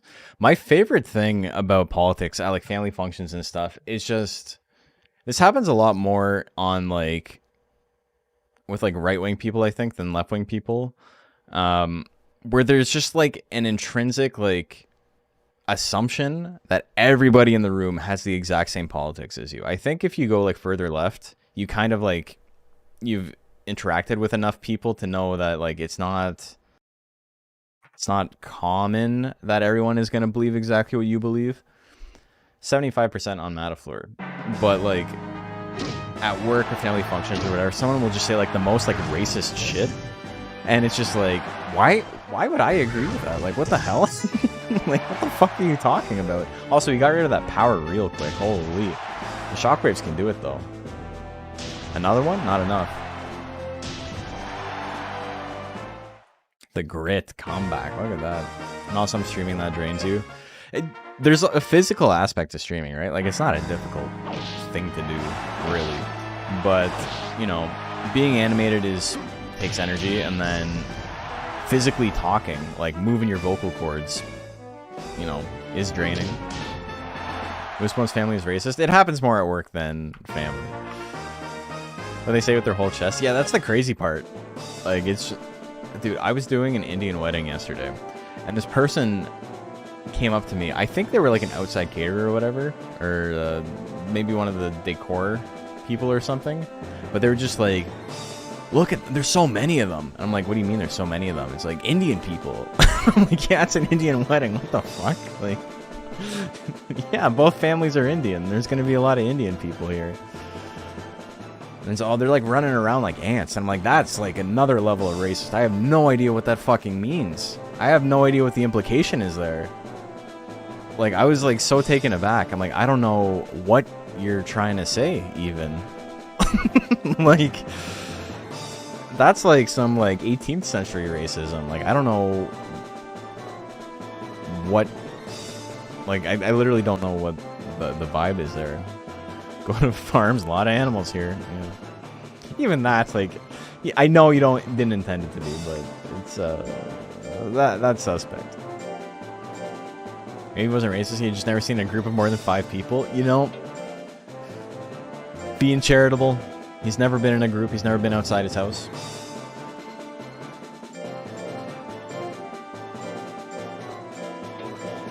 Maybe he's a Redditor, or like someone, because like, I work for a venue that is Greek.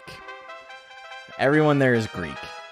And a very funny thing about, like, I work for like many places, like I'm freelance, but one of the places I work is a place that's Greek. And the funny thing about Greek people, prediction is live, not to sound racist, but lots of people who are like, you know, culturally still like very Greek and not just like, you know, expats or whatever that like don't give a shit.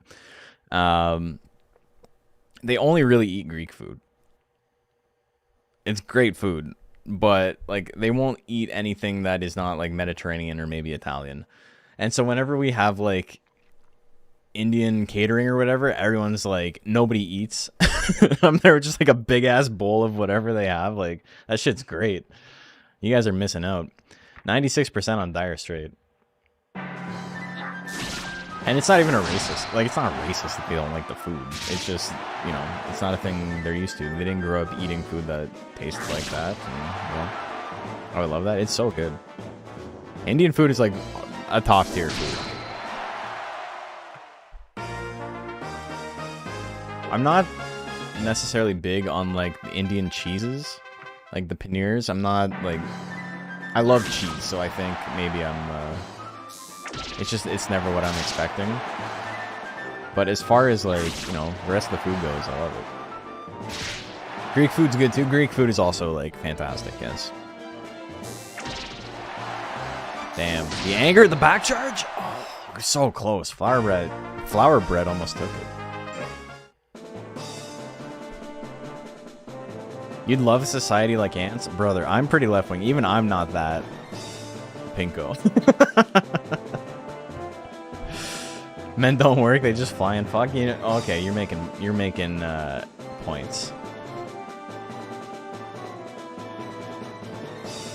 I see where you're at. Basic B and Coalescent up next. Hey Doji, thanks for tuning in. We're almost done. This has been a fun stream. And then, just like, I got stun locked talking about how much I was just venting. I was tilted about the server being like completely unusable.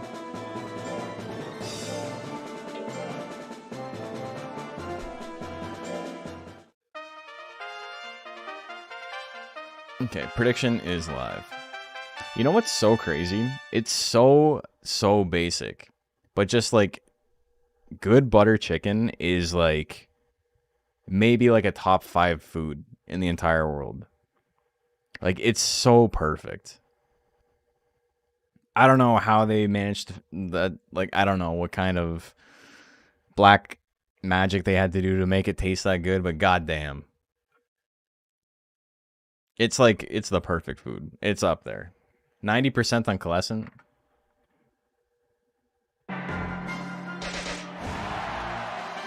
And people love to be like, oh, it's not people. It's other white people are like, I don't know, man. Like, you're not getting vindaloo and this and that. And it's like, look, like it's like I love like lamb vindaloo as much as the next guy. I like the spice, but like butter chicken it's on another level.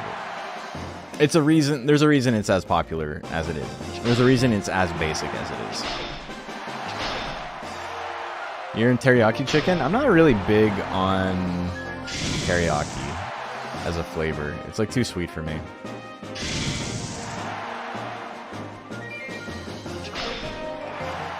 Alright. Well, that's exactly how I thought that was going to go. Basic B is better at swinging those basics. You're poor now? You bet against the Joker? Jesus, that's insane. You're crazy. Okay, Senorita Slam and Jim Bob up next. There used to be this place. I used to work out by the airport. And so, you know, kind of like a food desert. In the plaza I was in, there was a little Chinese restaurant.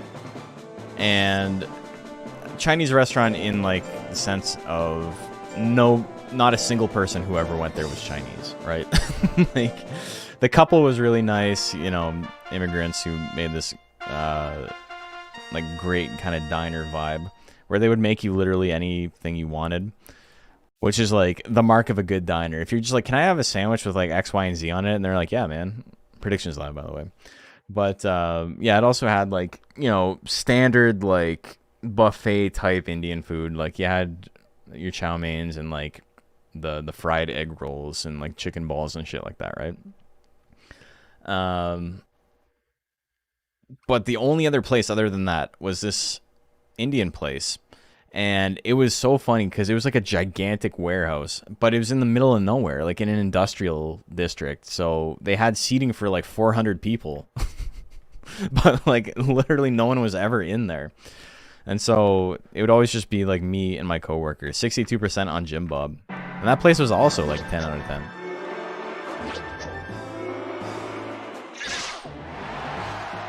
World's most boring and predictable finals. You don't have to be that grumpy about it. Miss buffets, New England doesn't really have them. A good Indian place can make a really spicy butter sauce. I've never tried. That'd be great though, because you know, like the tomato flavor is good, but I'd be down to try it with more spice in it. Restaurant by me that serves whatever they feel like. You don't order, you just get a plate of food. That's sick. Yeah, I went to this restaurant where it was like pay what you can, and it was literally like whatever the chef felt like making. And so he's like, yeah, I'm making this today. And then, but it would be like 4 courses. Like, it was great. And it was so funny because it was like a pay what you can like experiment thing with like fine dining, but like pay what you can, which is pretty interesting. And the really funny thing about it was he gave us dessert and he's like, did you like dessert? I'm like, yeah, it was great. And he's like, do you want a second one? And like, I've never been asked that at a restaurant before because, you know, a second one means you're paying for a second. Why did I not come out this time? You're paying for a second dessert, right? Dude.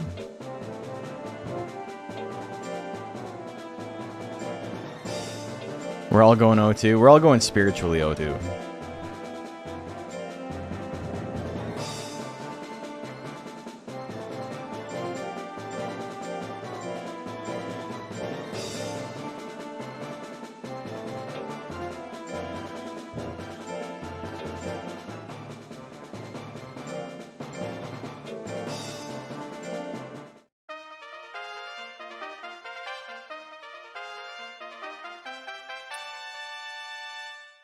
I got knocked into losers into an immediate elimination because I missed 90%. You're very salty right now, brother. You made top 12. You have to relax.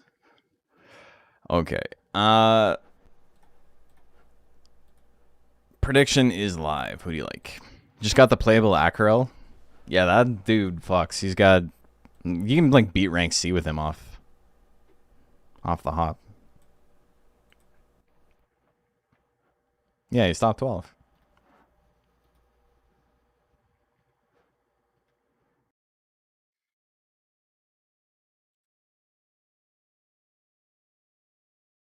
Okay, what do we got? 95% on Boot. People think Boot's gonna win the whole thing, eh? Once you remove choice from the menu, your food costs plummet, and suddenly it's very affordable to sell lots of food cheaply. It makes sense, because like you literally only have to buy what you need.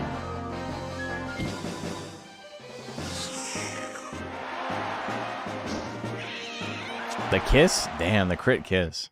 Kiss is such a funny move, because like it does not look great on paper, but you have to pick it up because, you know, it's better than tail assault. But it ends up doing a lot of work a lot of the time. There's no way Boot beats the Metal Nerd.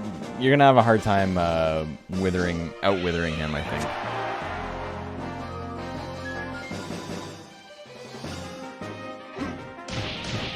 These boots were made for yodeling, and that's just what they'll do. One of these days, you're gonna get chop comboed by a game number 3. Here we go.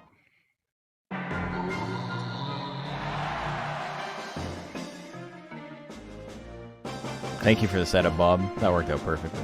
A little slapperoonie. Okay, tail assault's not what you want. Oh my god, it's at. Well, it was fun while it lasted. Yodel's the play here. Get rid of all his guts, and then go in.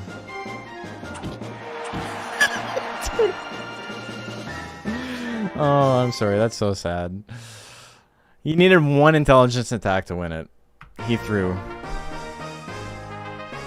He did throw a little bit. And this is how Chopper Kick wins.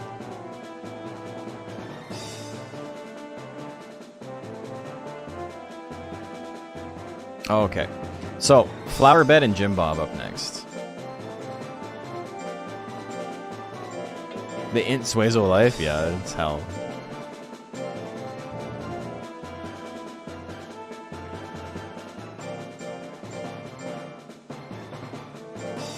Mixed basics are tough. It's so funny that even with the mixed basics, both intelligence and power Suezo are so good. Okay, predictions live. We're getting close to the finals. Thanks for sticking with us. We'll be done in like maybe 15 minutes or so. It's been going well.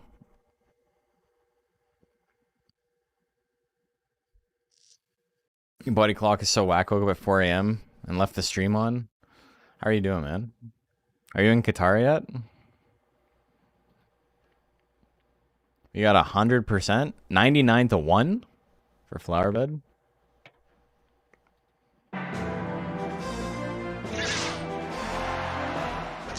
Oh, the straight. Look at that. Big damage. Oh, shit. Worth remembering that's a heavy tech. Mono's heavy techs are like super accurate for no reason, except for Spike Bite.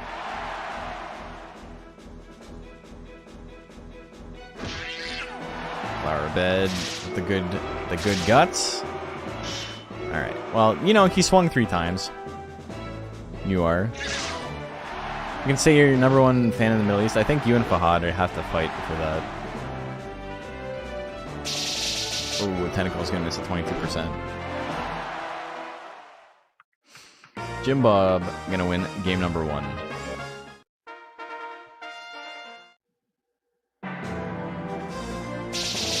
Helps when both of Suezo's basics are very cost efficient, so each build gets an actual useful tech to go with the Garbo offset. Yeah.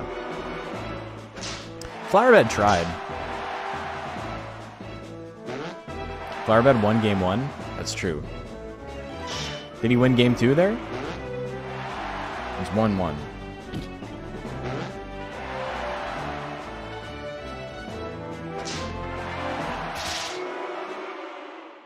Yeah, Jim Bob wins that one too. Oh, I said Jim Bob won game 1? Okay, my bad. Yes, he got the needle stabs to win game 1. Okay, Jim Bob moving on. Close one though. Coalescent and Chopper Kick up next. And then we're going to be in our top 4.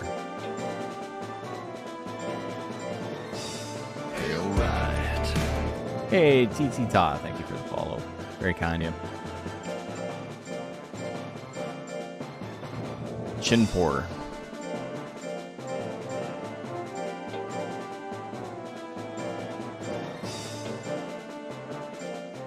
Okay. Predictions live. Who do you guys like?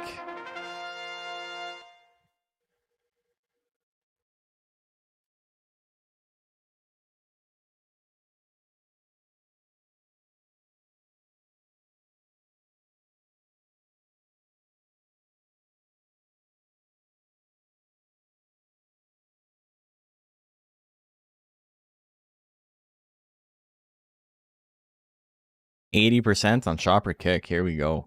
People like the Gaboo. Flame cannon opener. He's hanging in there. He's okay. Beak can do a little bit of damage. Chopper kick has a ton of life though. Flame cannon there, honestly, not that bad of a play. He's got the faster guts rate. If he wants to keep withering right now, I think that's not too bad of an option. Slap can do a little bit. It's almost caught up. Chop miss at 79. Another flame cannon. 10 seconds left. Run down the clock with basics. Can get the KO here. He does. Coalescent. Pretty good build to beat Chopper Kick, honestly. If he can keep him withered, he's in a pretty good spot. Samurai Kick opener is pretty good, though. So now Coalescent needs... Oh my god, the angry beak. You know, runs out the anger completely. Didn't do anything with it. But do we see a chop combo? Oh, we do. We're going to game 3, baby. Okay. Comes down to this.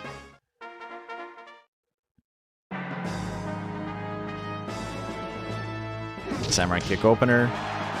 Good damage. Good crit. Lesson, really big guts lead here. Double Talon's pretty solid. Triple gonna put him in the lead. Pretty much down to next hit wins. Oh, the beak hits the second one. No grit. Coalescent gonna take it. A close one, though. Big payout to Birdie fans. Chopper Kick loses that one 2-1. The Flame Cannon actually doing pretty good work there. Alright, we're in top 4. We got Dire Straight and Basic B, and Jim Bob and Coalescent. So, Dire Straight and Basic B first. See who moves on to winners, or grand finals rather.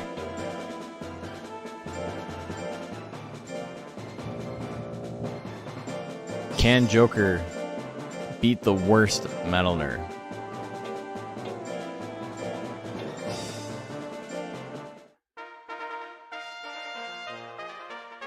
Yeah, predictions live. Who do you like? Probably. He might be able to do it. The less skill on Dire Straight is like just straight up advantage. He has more life and more power, and that's kind of what matters here. The answer is no, but we will have to see.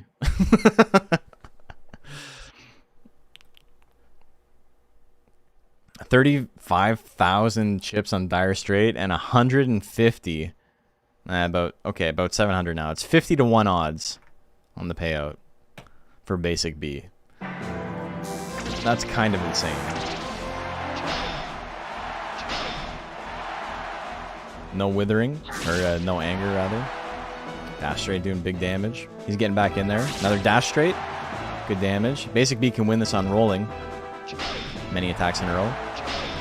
2, 3. He's got anger. The back charge comes out first. Oh my god, the Metalner privilege. Basic B could have had that 100%.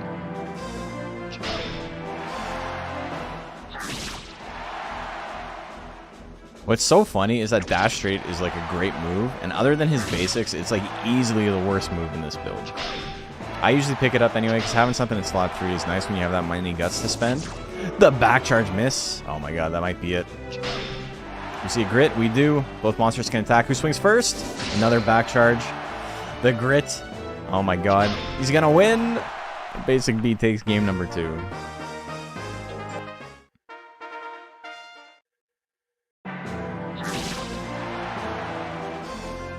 He's angry. He knocked him off screen. He was angry immediately. Again. Look at that guts lead. There's the anger. Dire Straight's going to get a lot of those guts back. In the yellow, both monsters can attack. Reel is active. Left slap going to run out Reel. Oh my god, it did run out Reel. He's dead. He's so dead. 500 damage on the crit. Oh my god. Just using basics to run it out. He takes it. There's like no payout. Nobody gets anything for that. Not really, anyway. Okay. Next up, Jim Bob and Coalescent. Who's gonna fight Basic B?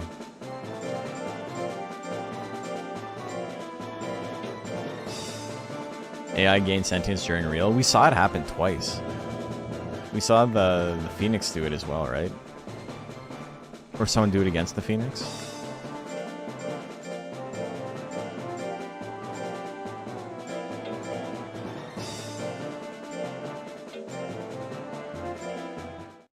All right. We are in our top 4. Prediction is live. Whoever loses this gets 4th. Yo, this Melonary guy's pretty good. Why isn't he used more? It's so funny how it's like, we gave the monster with the best guts rate the best techs. What could possibly go wrong?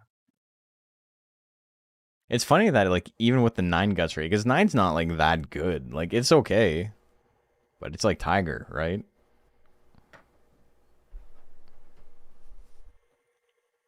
Like, it's not crazy. 62% on Jim Bob. It's like Metal Shell is like 9, right?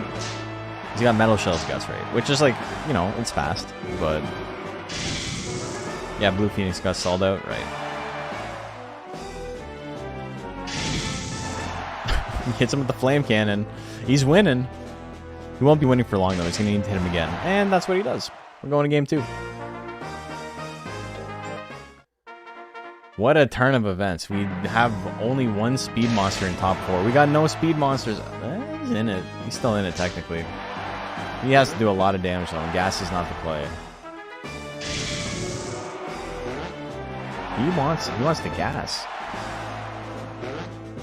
That's... well, you've lost. 19 seconds left. I don't think he can build enough guts. And also, this fucking Phoenix will not miss.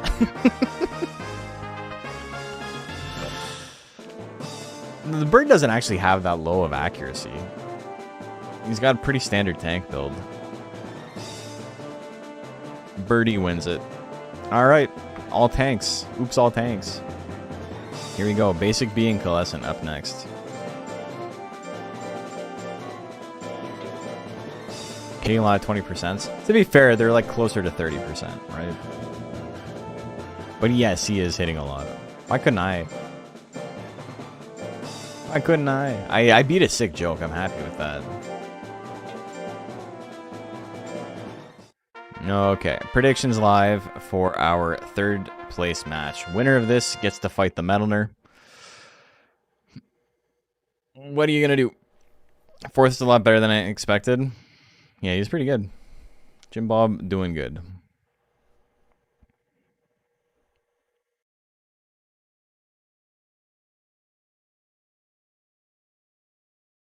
Has Jim Bob like won before? He's done pretty well in like the past, but I don't know if he's like actually like straight up won a tournament. But I know we've had so many wild hairs in welterweight. He's always come close. Like Kick Bro or whatever his name is and stuff. He's gotten 2nd before? Okay. 87% on Coalescent.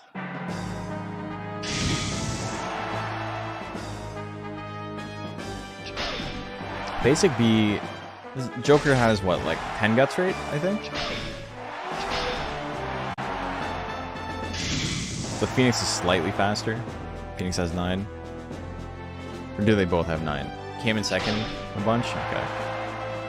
Another flame cannon? Dude, it's so funny. He can't get into slot 2 to attack. Beak, it's a little bit of damage, but it's not going to be enough. He would have needed a 2nd one and a crit. Realistically, he would have had to crit on the first one, because the 2nd one would have been lower damage. Game 2. Flame Cannon opener, give him anger immediately. Kind of just like paying guts to be behind. Death Smash doing good damage, putting him in 3rd. This is such a bad matchup for the Phoenix. Everything puts him into slot 3, which is like not where he wants to be at all. Beak doing good damage, no withering on that though. He can win it. Flame Cannon, not really the play. Another anger. Who's got it? Death Punch. Anger, the beat comes out. Oh my god, the birdie takes it. game number 3. Here we go. It comes down to this. It comes down to this. The flame cannon opener. No anger this time. Again? If I don't have any guts, you got no guts. Alright, now he's down. Like, immediately. Death punch can do a little bit of damage. Gives him fury, though. He's got a shot here. Flame cannon's not the play. Nah, it ran out already. Beak. Not too bad. Again. Death punch can do a good chunk. 2 in a row. Oh, I was going to say not going to kill, but the crit. Just barely. Oh my god. This is the most exciting thing you've seen all month. Every Monday we do tournaments like this. Monster Ranchers, very fun. Basic B gonna win that one 2-1. And look at that. We got Joker Metal Nerd Grand Finals. Maybe not unexpected, but still cool.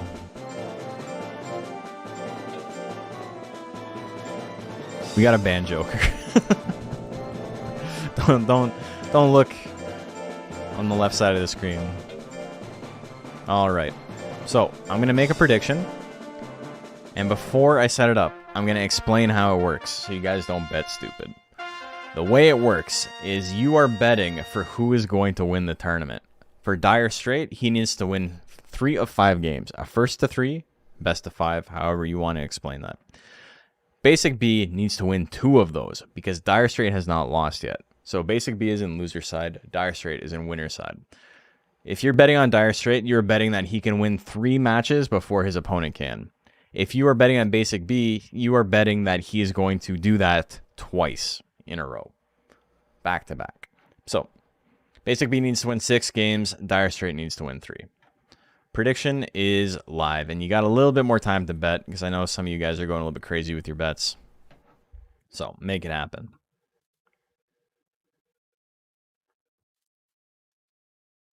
It's not better than Metal Nerd Finals?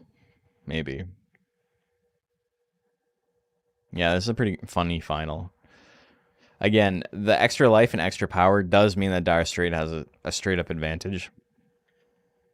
Oh. Like, you don't... I'm starting to get tired. But the extra skill doesn't matter at all. They all have 99% chance, right?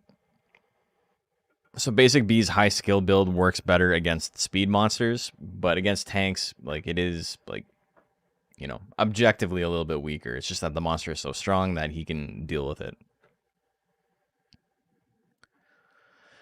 40k on the Funky Boy. We actually don't have that many votes in. We just have, like, big votes. Big bets.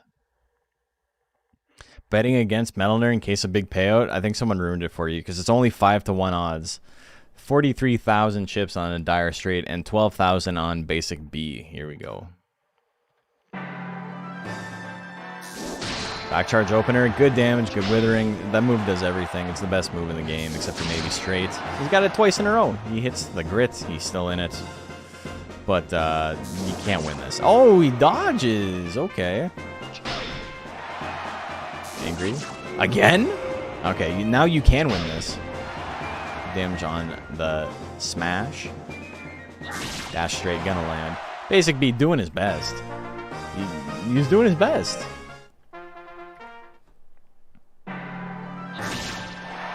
Dash straight, big crit there. Into the back charge, crit kills? No, but close. That smash gonna do good damage on a crit of his own. He's got Fury. He absolutely does not need it, but it's funny. Minus 53 guts, 700 damage on the crit. The death punch doesn't even knock him over.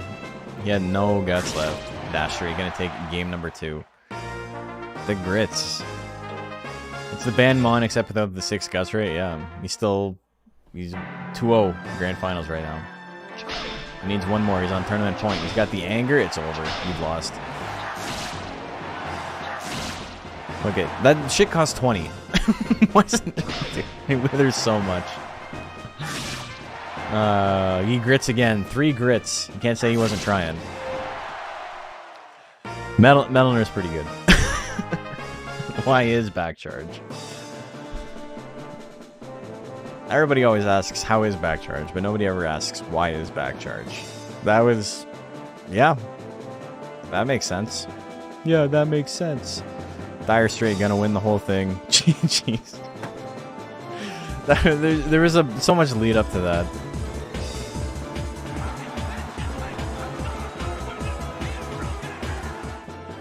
It's not unexpected. But it's funny. I made it legal. More than one person could have entered a Metazorl. Nobody wanted to. Is Metalner an easy raise, or is it one you use drugs for? You need drugs for it. Metalner has like the most fucked up stat spread. It has maximum skill, maximum defense, and like garbage for the rest of its stats. So you need drugs for it. It's very, very hard to raise normally. I think it's like what, 2 power, 1 intelligence, 2 life, or 3. It might be 3 life and then 1 speed, or something like that. I don't remember off the top of my head. You think Metazorl is better than Ripper and Kamui, or are they more equal? I think it's better. I think it's still better. I mean, especially compared to Ripper, who has like the same guts rate. If you compare the techs, something like Straight is better than Stab, like, entirely. Their move that does the exact same thing, and Stab is like grossly overtuned, is just not as good. I think back charge in a lot of situations is better than turn assault.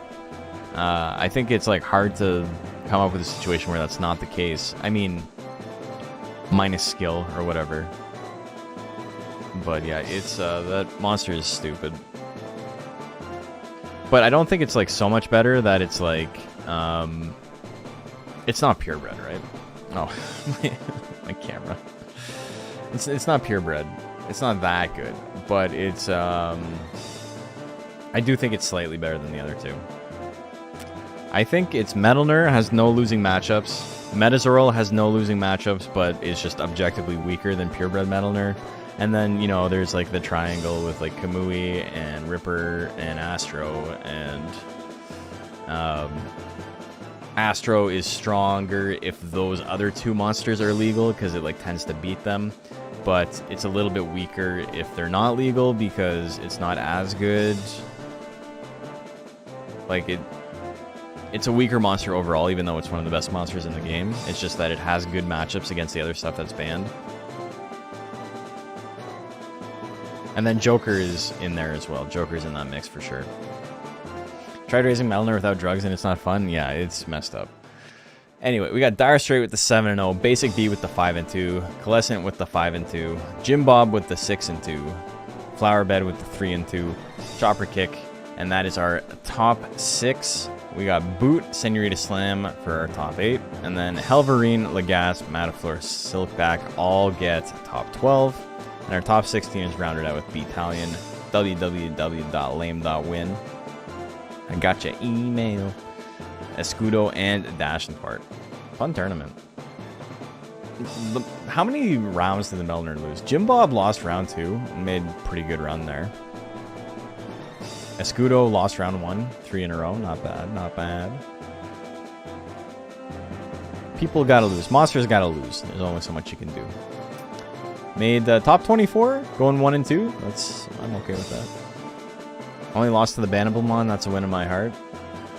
What did he get? 2-0, 2-0, 2-0, 2-0, 2-0, 2-1, 3-0. He lost 1 round.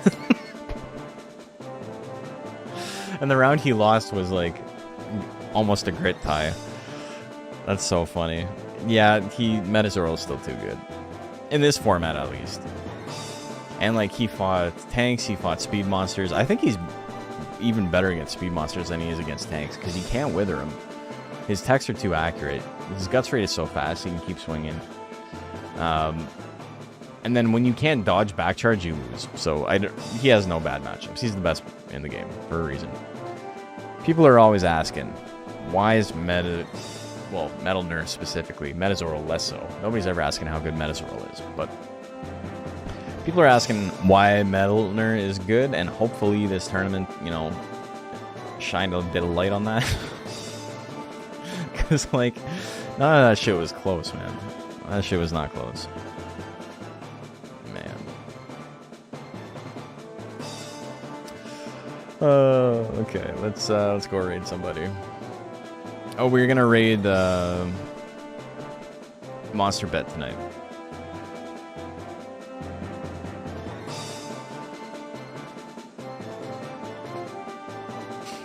Yeah, so I don't normally raid Monster Bet because, you know, it's It's just VODs, or it's not VODs, it's live, but it's like a monster AI versus AI fight stream. It's fun, but you know, we haven't actually rated it before. And normally I want to give my viewers to someone who's like actually streaming, but they were in chat, we were talking, we're gonna go say hi to them. And it's cool, you can like issue commands and stuff to like get your monster like next on the docket to fight, and it's a lot of fun stuff you can do on it. Okay, I'm gonna go get some sleep, and we'll be back tomorrow. And I think we'll be back tomorrow. Hold on one sec. Real quick, before we start, let me check my schedule. Because I work tomorrow. I just don't know until when. 5? Yeah, okay. We'll be streaming tomorrow. So let's see you guys tomorrow. We're gonna be finishing up Monster in Monster Rancher 3. I'll get the tournament up for Monster Rancher 1, and yeah, I'll see you guys in less than 24 hours. Have a good one.